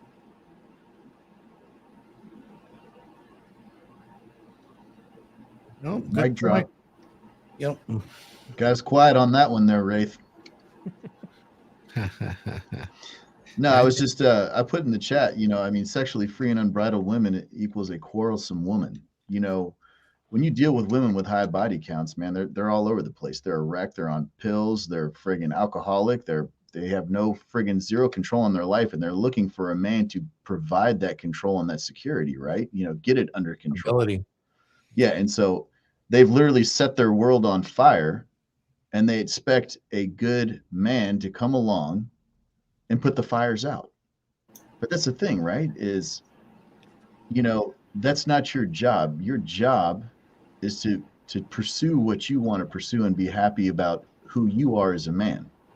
There's no reason for you to settle for some recycled kitty, first and foremost. Recycled kitty? Yeah, man. You know, it's like looking at this panel. You know what I mean? You see what I mean? It's like, imagine if a woman had to be held accountable like this. Okay, we're gonna get on a Zoom call with all your past partners before I marry you. How full would the friggin' screen be? You know what I mean? The thing is understanding that Raith is absolutely correct. That you should have standards and you don't have to settle for anything. Period. No, and our young men today equipped to deal with the emotional and psychological damage that women have today. No, they're not. No. I mean, they're not. They're having, you know, and I sit through groups and I work with young men. They're having enough problems dealing with them trying to decide what they're going to be when they grow up, I guess is the best way to put it, and have those values, boundaries, and stuff so that they can have healthy relationships. Yeah. You know, and most men aren't equipped to sit through and live through 15 years of trying to fix her. Just like most women aren't set up to take a guy and fix him. Yeah. Most men aren't even equipped to change a tire at this day and age, Raith. All right, true. But like I said, we're building these impossibilities for both men and women. Mm. And, you know, I don't blame women any more than I blame men, because I blame, you know, the fathers. I blame the fathers of the past for both of that. They've let their daughters down. They've let their sons down. Yeah. One thing I'll jump in here and say, Jawad here in the comments says, I'm in my mid-20s and a girl who is 19 has over 5 bodies already. Like, that's just reality, you know? That's reality. So it's like you can't. Rolo says it, I think, in his latest book. He says, he said it in Religion, I think. Whatever. He said it. He said, traditional men want a time machine. They don't want a red pill. Right? Yeah. Like, we can't go back to the 50s. Like, we're past that point. So it's like, you have to take this knowledge that we have of women and, you know, sort of work with it and go and sort of use it to our advantage. The late great Alan Roger Curry, he says there's basically 4 types of women that you'll run into. There's reciprocators, wholesome pretenders, time wasters, and rejectors. Yep. Right. And any woman can be that person, just depending on the guy that they're talking to and how that guy makes them feel. You know what I mean? Like, you could be like this, you know, Leonardo DiCaprio type guy, and she's going to be a reciprocator for you. How they feel. Yep. Most women, though, will fall in the wholesome pretenders category. They're trying to protect themselves, try to make men think that they're these wholesome women, that they don't just give it up to just any old guy, you know. But you know, if you talk dirty to them in the right way, they'll totally give it up. You know. So you sort of just have to understand that, like, a woman could be any one of those 4 things depending on how you're making them feel in the moment, and just roll with it, you know, not take it personally. Yeah. But you know, it's been my experience. I have not talked to a single woman that hasn't been touched by feminism ideology in some way. You know, and then when you say, well, you know, that's kind of like feminism through them about what they're saying. Oh, no, it's not. I'm not a feminist. You know, it's just, it's social conditioning. And like I said, when you go back to the 50s, I was born in the 60s. So if I look back at the 60s, which wasn't that far removed from the 50s, it wasn't any better because the 50s was when men started leaving the families. It wasn't in the 70s. It wasn't in the 80s. It started in the 50s.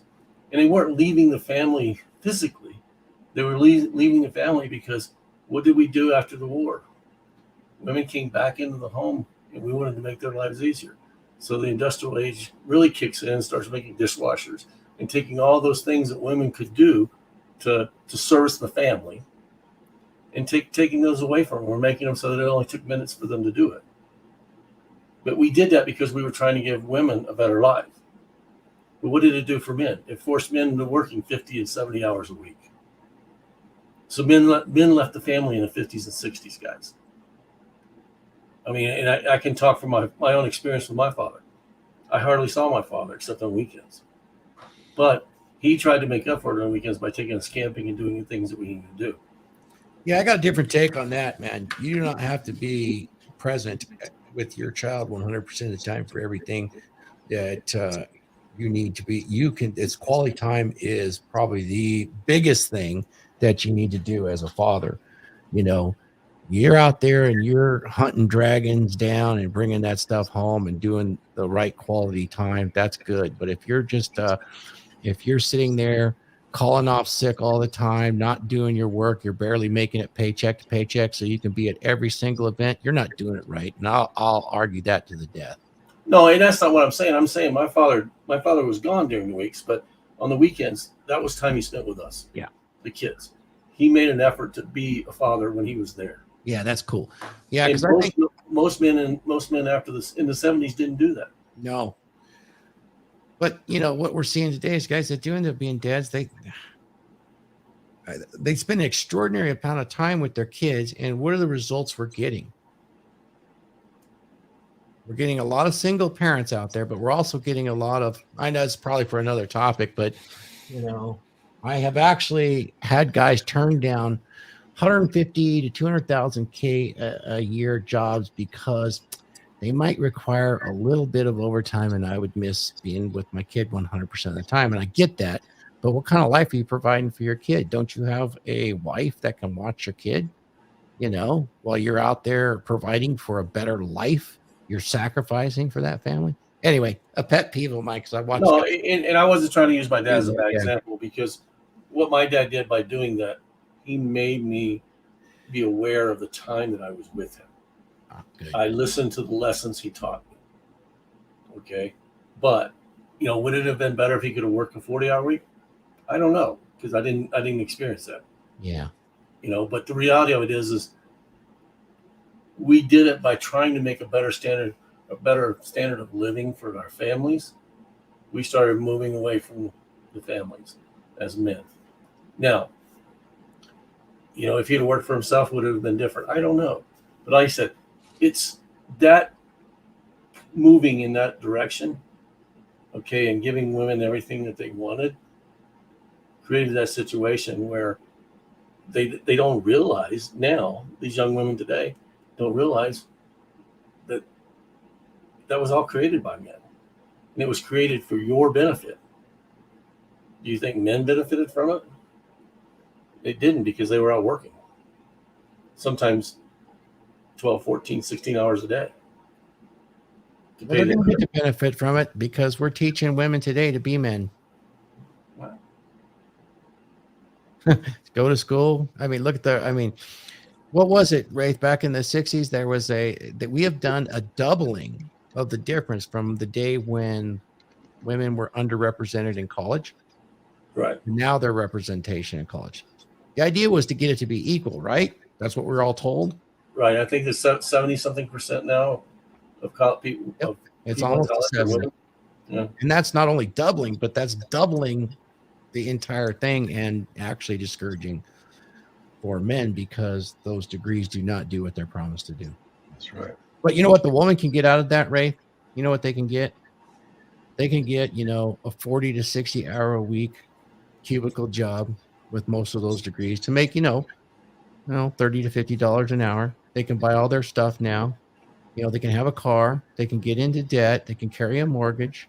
All those things that men used to do, they can get now. I know, you know, they can do all of that. It's wonderful, isn't it? Lauren, did you have your hand up on that? No, I didn't. I can't hear you, Lauren. Yes, I mean these are all what I call burger flipping degrees.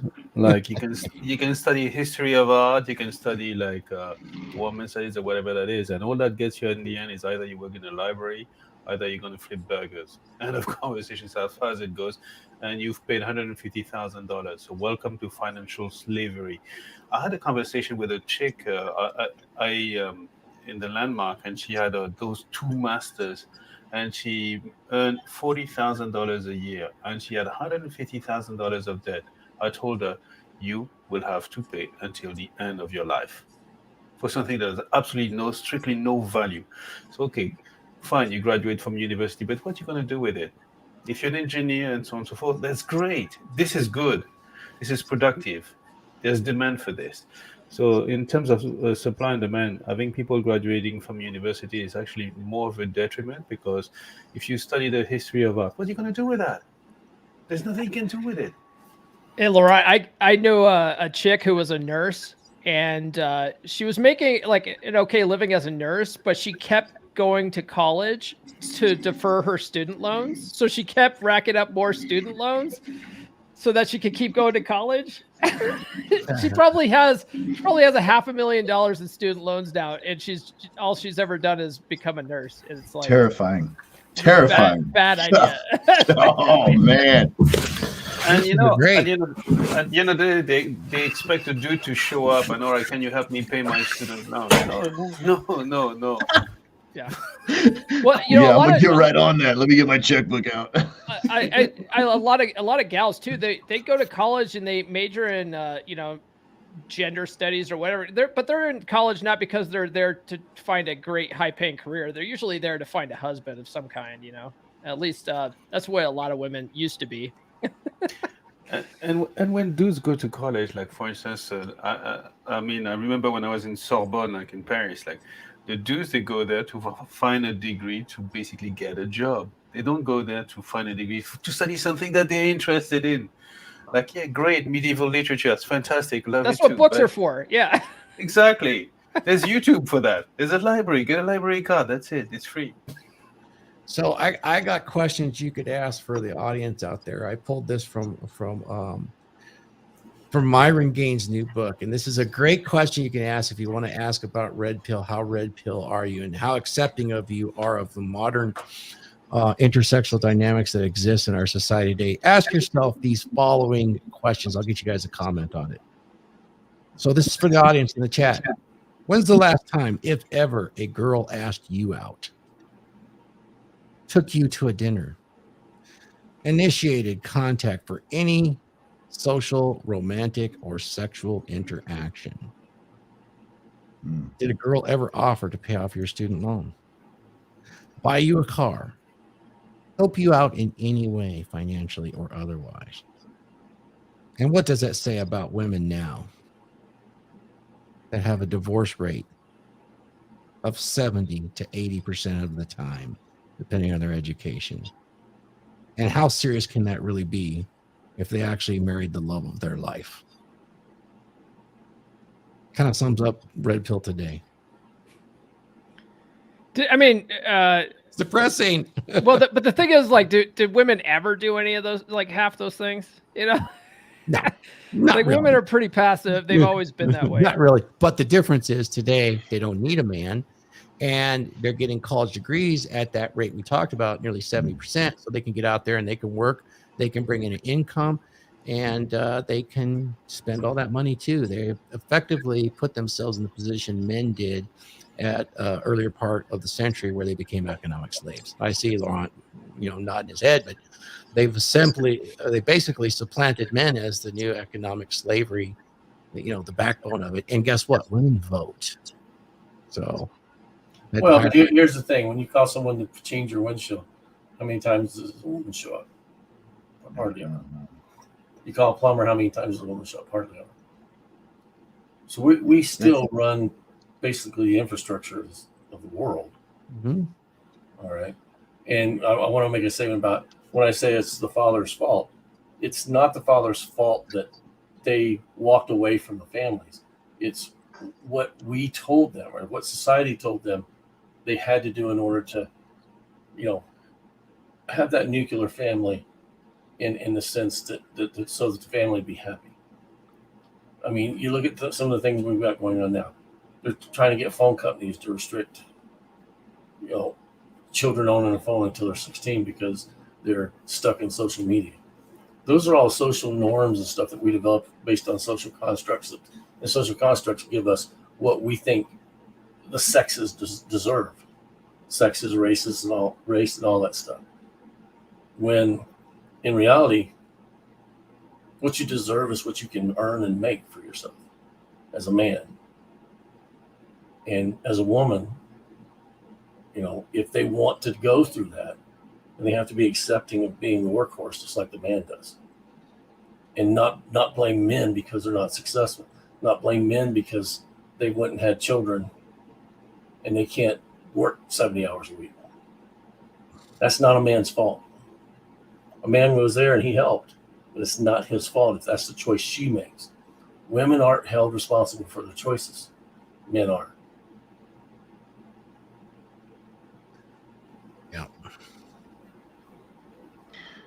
Well, I have to stop the show right here. Guys, there's 32 of you to, 36 now. Yeah, back to 32. Guys, we only got 21 likes. Obviously, you guys are engaged in this. Come on, hit the like button. Throw a super chat, something, guys. Better yet, swing over to the Dragon Ship. Swing over to the Dragon Ship and hit the subscribe. Man, we need to get subscribers over to the Dragon Ship. So I want to comment on Danny's. Let me put this up here.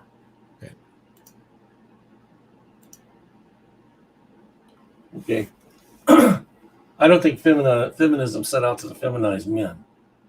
I think men looked at that was the easiest way to live. Well, say that again. I don't think feminism set out to feminize men and young boys. Oh, I do. No, I don't. I think young boys look at it and say, why? And I think it's a human thought. Why would I want to live a man's life when I can see that a woman's life is easier?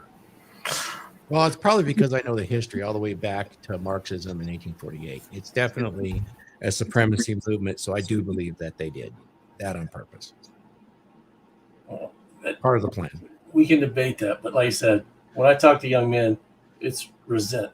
They resent having to do the things that men have to do because women don't have to do it. And by saying I'm, she or her. Well, maybe I agree. Tell me the example, though. What's a good example, Ray? I think the big transgender push right now is a perfect example of that. Okay, and you see more and more men, using gender identity as a way to escape responsibility. And what we saw 5 years ago was some of that. But now I think if you look at current trends, I think more and more men are choosing that as the easy way out of having to take responsibility to be a man. And so modern feminism supports that. I don't think they support it because now they're fighting against it because it's went too far for them. I mean, look at the female athlete issues and stuff that got going on.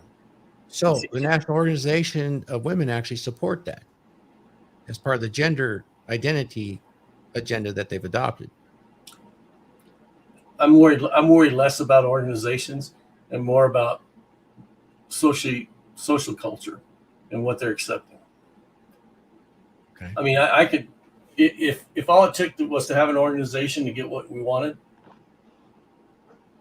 men would form organizations. But there's no value in it. The value comes from being able to affect change in a person's thoughts. And that value comes from the fact that perception of the people looking at the data. You can't tell me that men aren't looking at this whole situation right now and saying it's easier to be a woman and not following that. Well, women are certainly a privileged class, and that's an offshoot of what feminism wanted to do as a supremacy movement. They wanted them to be a privileged class. They didn't really truly want equal. That's fact. But I didn't think what they couldn't foresee in the 1800s was that masses of men start calling themselves women. It was an infantile. It was an infantile thought to be equal. Right. All right. And what they didn't realize was the outcome of being equal and still, and how do I say it? Being equal but separate, or equal but not equal. They want all the privileges of men, none of the responsibility.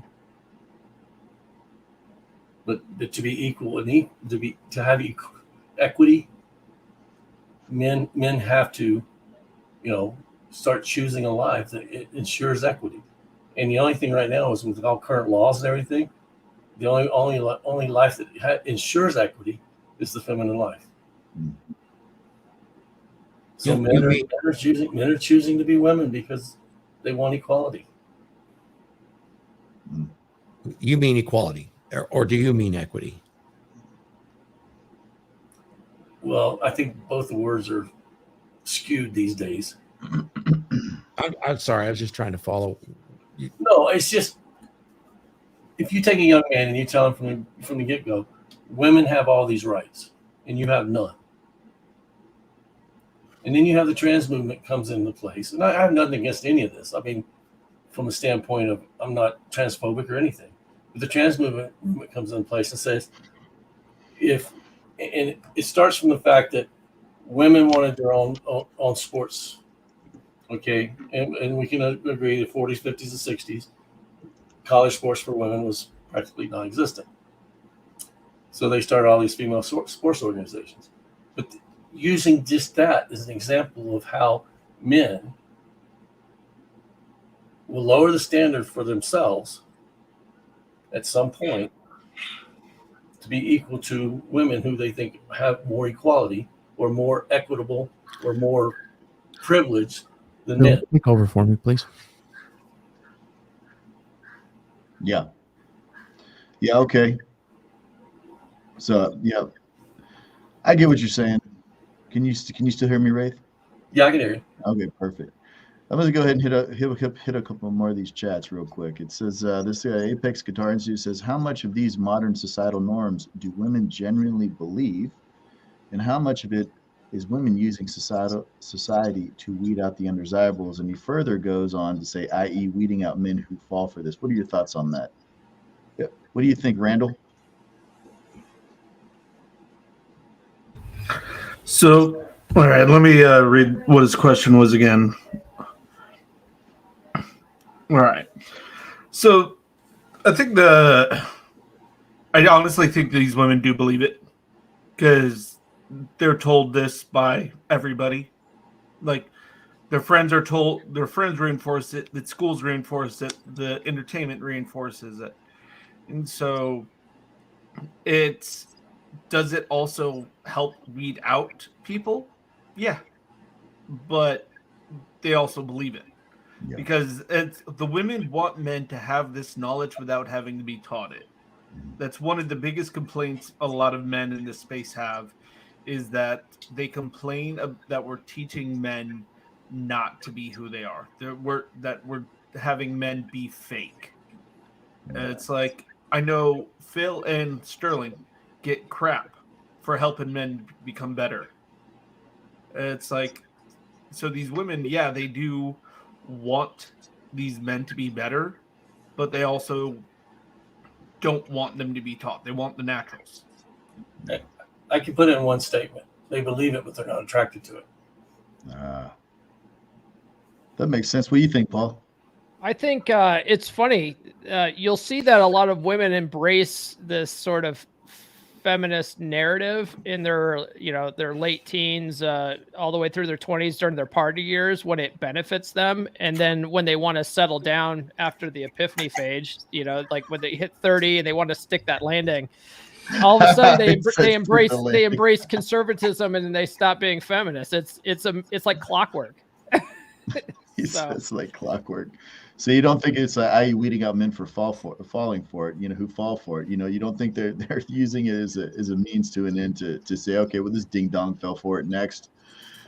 no, I think I honestly think you hear these women, especially when they get into their 30s and they're wondering where all the good men went. I think it's an unintended consequence that they've pushed this narrative. They've told men their whole lives to embrace their feelings and to be vulnerable and basically become unattractive men.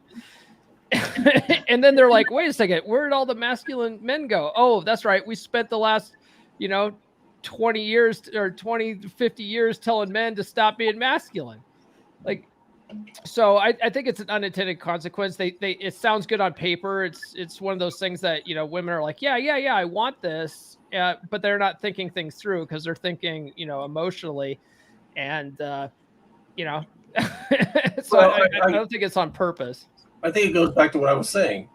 Yeah. In the 1800s, they didn't see the outcome. And I think women now don't see the outcome. Okay. And you're right. When they hit 31, 32, 33, they want that masculine men, but they aren't there anymore. Mm-hmm. Yeah. Just like, in the 1800s, they didn't look at, hey, if we get equal rights, and as you know, nothing is ever really equal. Okay. Yeah. Men are going to say, screw it, I'll just be a woman. Yeah, I think it's a cope, though.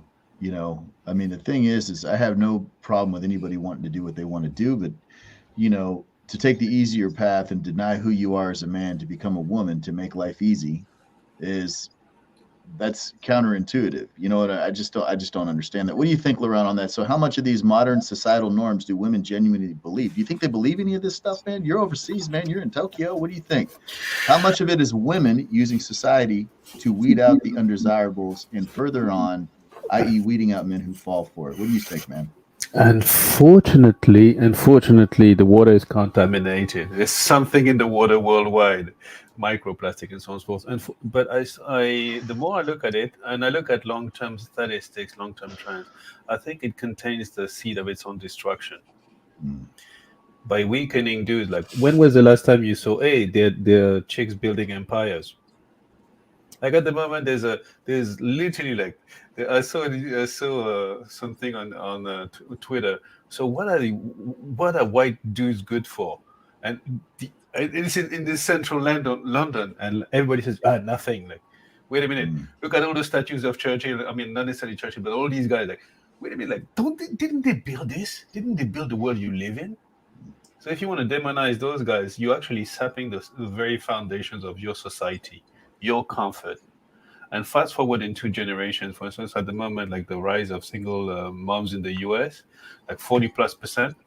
But if you look at it, there's a very strong correlation. Actually, it's post-dated. There's a very strong correlation between being single moms and if you look at the carceral population, 67% of inmates come from monoparental families, i.e.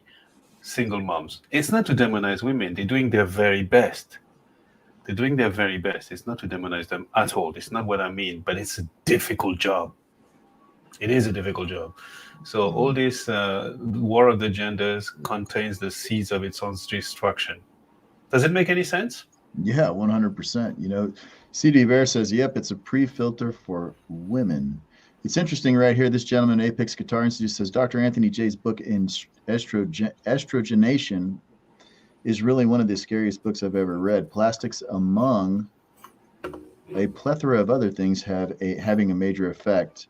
I would agree with that.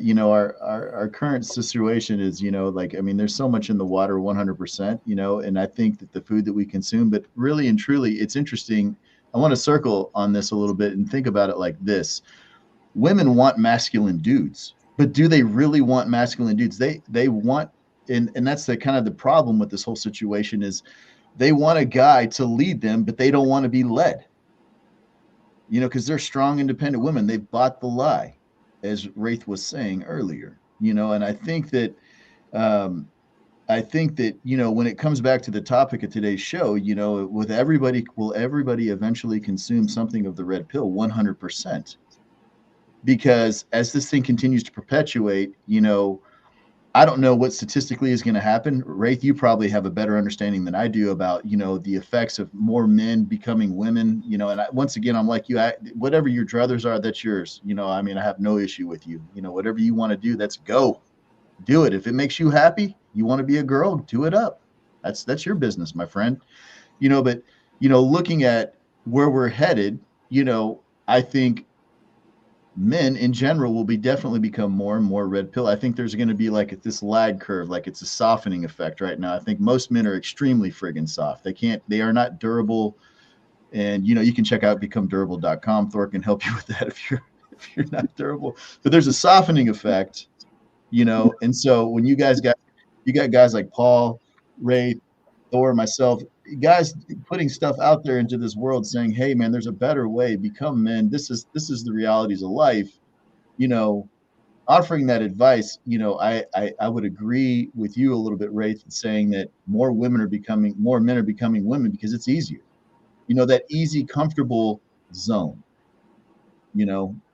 Thor, what's up, man? You back in the saddle? I am. I want to get to the chat. We got somebody that earned a war horn. We have a super chat. I'm looking for it now. I see something starred, so I appreciate that. I'm going to get to it. Was it a super chat or super sticker, Randall? Super sticker. A super sticker. Well, that sounds pretty good. Thank you for the support. And that was, we know who this guy is. It's P-Dubs, man. This guy's solid. Thank you, buddy. Sure appreciate that. And thanks for dealing with the chat. That's fantastic. You guys want to do a wrap? It's been over 2. I'd like to hear from Paul. I wanted to say something before we took off. Yeah. And it's just for all the people watching this and, all those people that may be triggered by something I've said. The reality is most men don't care about the choices you make as long as it doesn't affect them. Or the ones that they have in their tribe or family or anything else. So it's troublesome that men get the brunt of being the oppressors and all that stuff because of whatever special thing that you think you've been oppressed about. But in reality, most men don't care. Just like I tell, like, if you're a man and you make a mistake, most men don't care that you make a mistake. What they care about is how you repair the damage done by the mistake. So they're generated by action. They're not generated by trying to will power over people because they understand their power comes from them. And it comes from the group that they associate with. So, like I said, this isn't an indictment of anyone's gender or anything, gender responsibilities or whatever you want to call it. It's an indictment that men and young men need to understand there is no easy way. And they have to quit looking at taking the easy way out.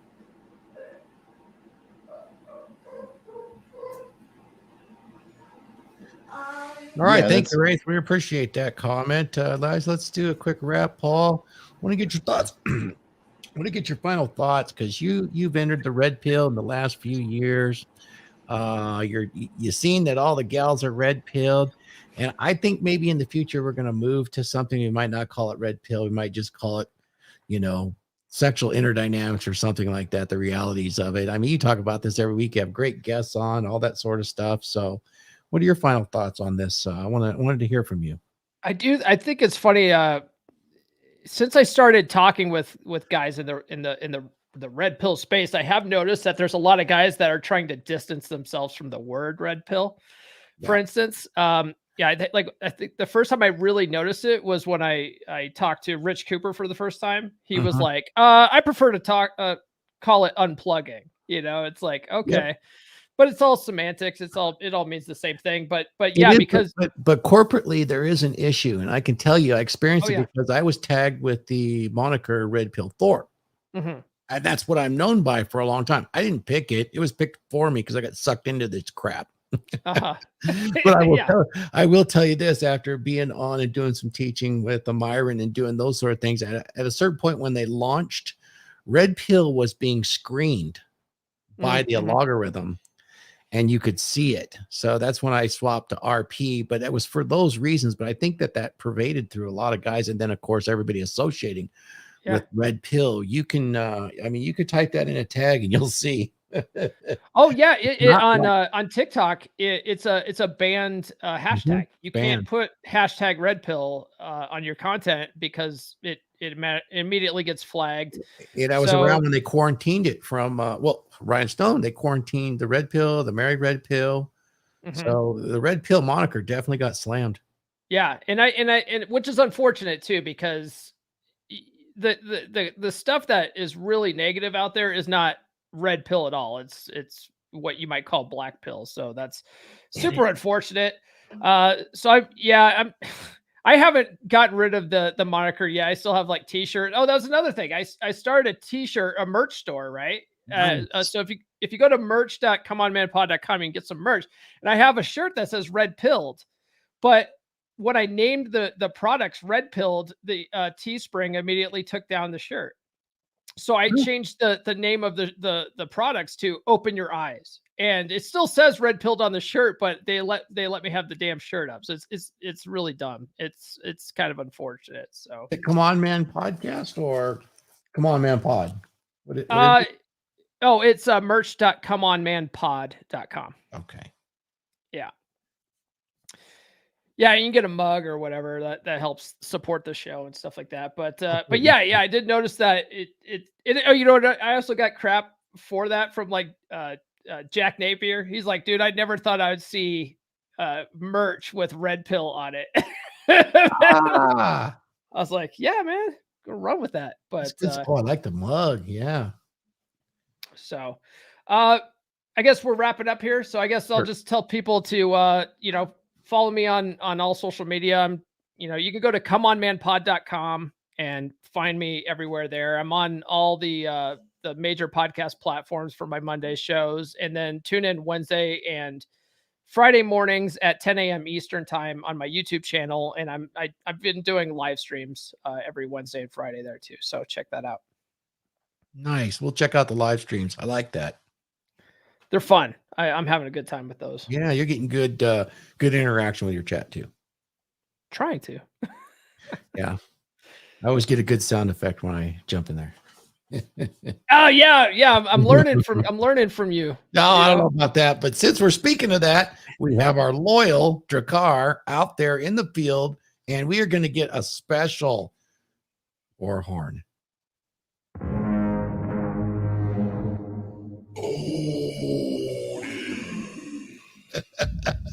Thanks, Danny and all, for supporting the content. We appreciate that.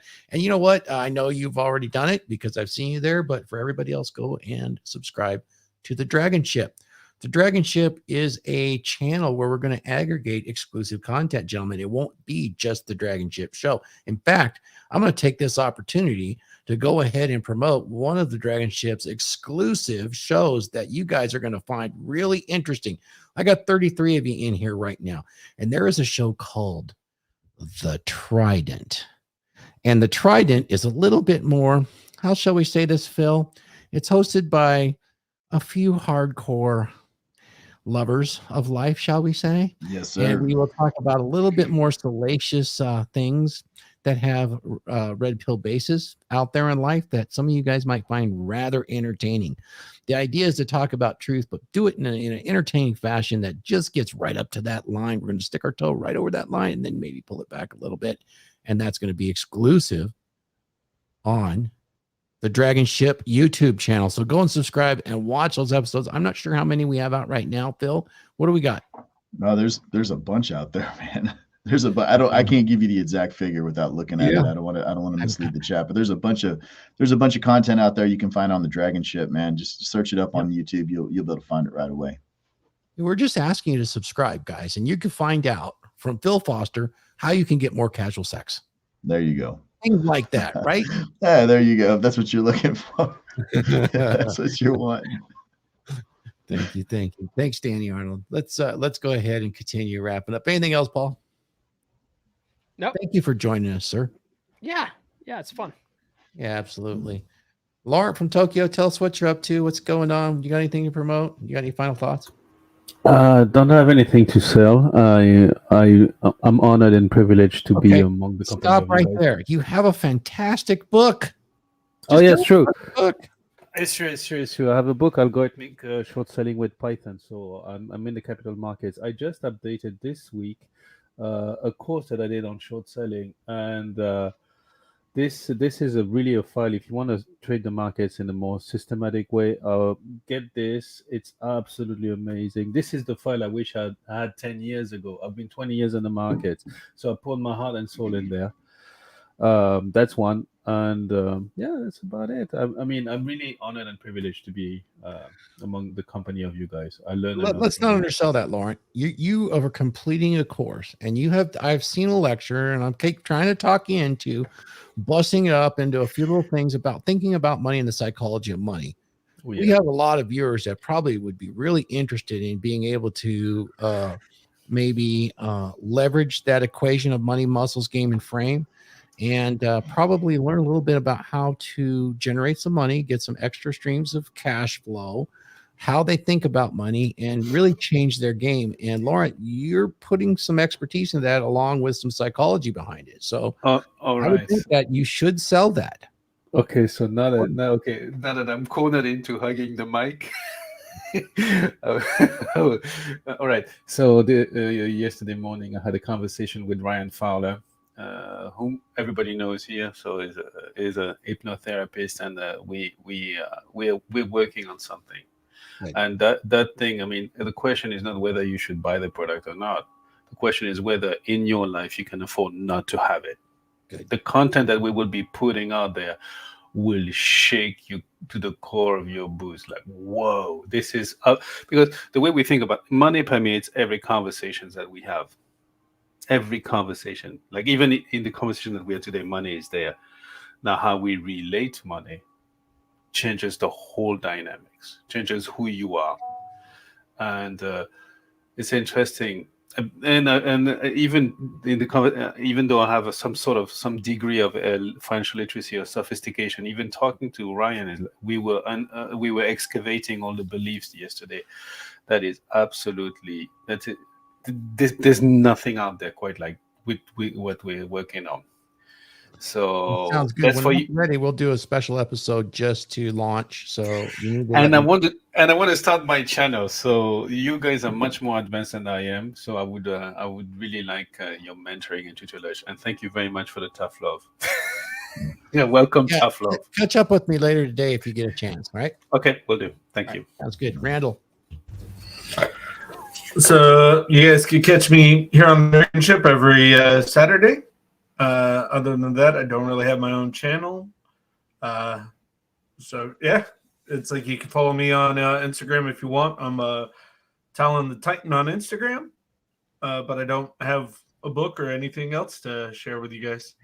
No, but we sure appreciate your support, Randall. Thank you very much. Raith, final thoughts, man. Where can we find you? Because you do a lot of good work, man, and people need to know. You're muted, son. Got you muted. Raith, your mic's muted. Yeah.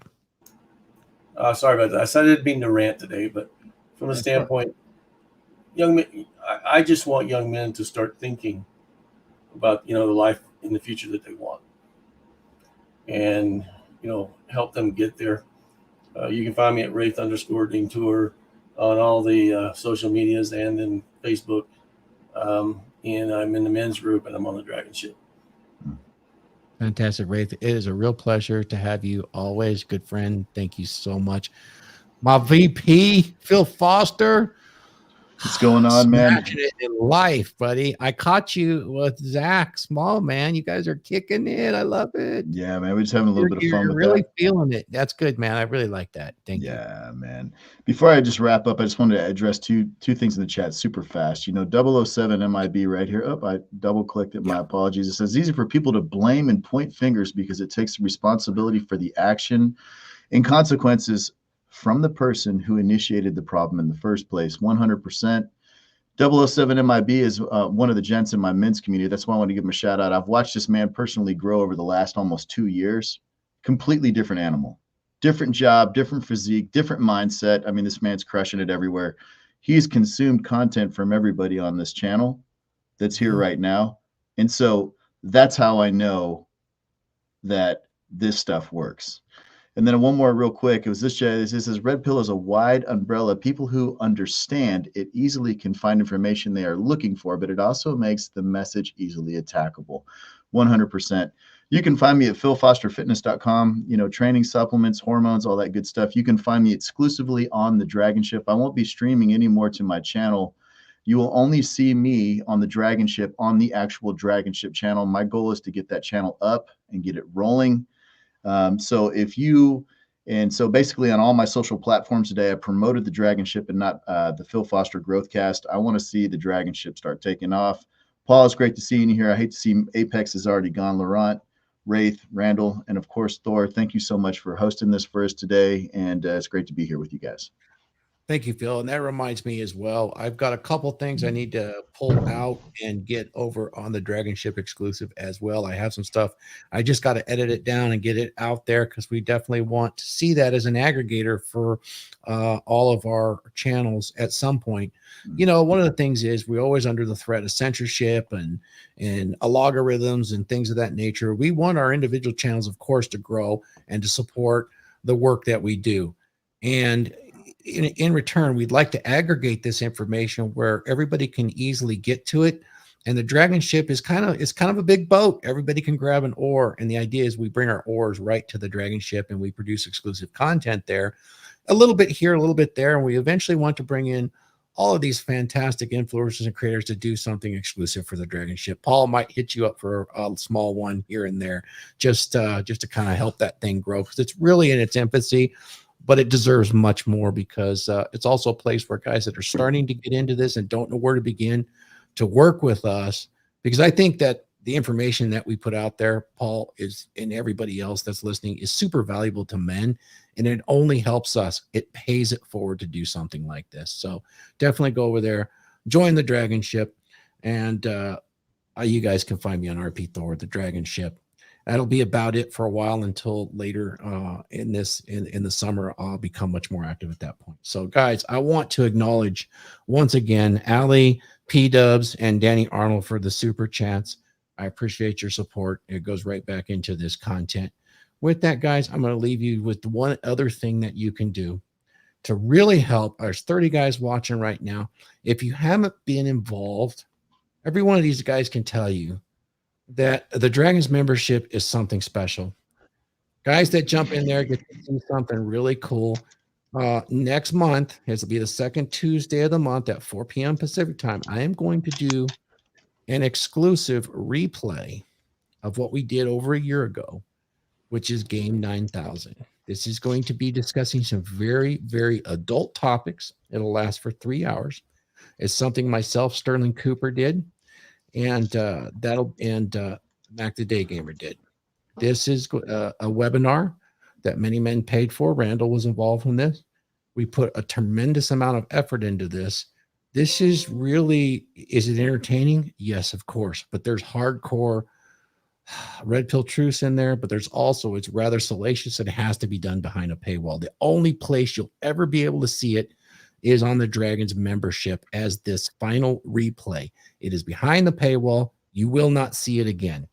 And when we talk about alternative lifestyles, we go all the way. We have an ex-adult performer, award-winning. We got some of the life that's been lived by others that are verifiable and true, and they're going to give their advice if you've ever wanted to explore these areas and you had thoughts about, you know, wanting to be something like that in your own life where you can live like Phil Foster and just get it all, man. Get it all the time. We should have had Phil Foster presenting in there as well. In fact, for a future presentation, Phil did one hell of a one at the beginning of the year in the Dragons membership, Phil, all about fitness and men's fitness. And that's incredible. He offered discounts to Dragons that are in the membership. There's no reason for you guys not to go and join it. It's $47 a month. You could quit at any time. You have access through the Telegram to the complete library of lectures that's been given already. We've had a lot of well-known creators in there that do this. You can't beat anything like that, and it goes to support this content being made available to you guys. And I'll tell you, there'll be plenty of other guys that want to come on and talk. And we just love them all. And the Dragons membership, unfortunately, it's only men. It's an exclusive men's membership that's available to you. I'll take you guys out with just that right now. Okay? Join the Dragons membership. Thank you guys, and Skull. If you haven't already, join Thor's The Dragons membership. It's a men's monthly interactive meeting in cyberspace. This is a masculine place for men that is censorship free, to help you increase your performance, converse as well as leverage ideas, and get coaching consultations on how to handle life's issues in a modern world. This is a unique place. This is a discreet place, and it's a place for men. So what are you waiting for? Join the Dragons membership today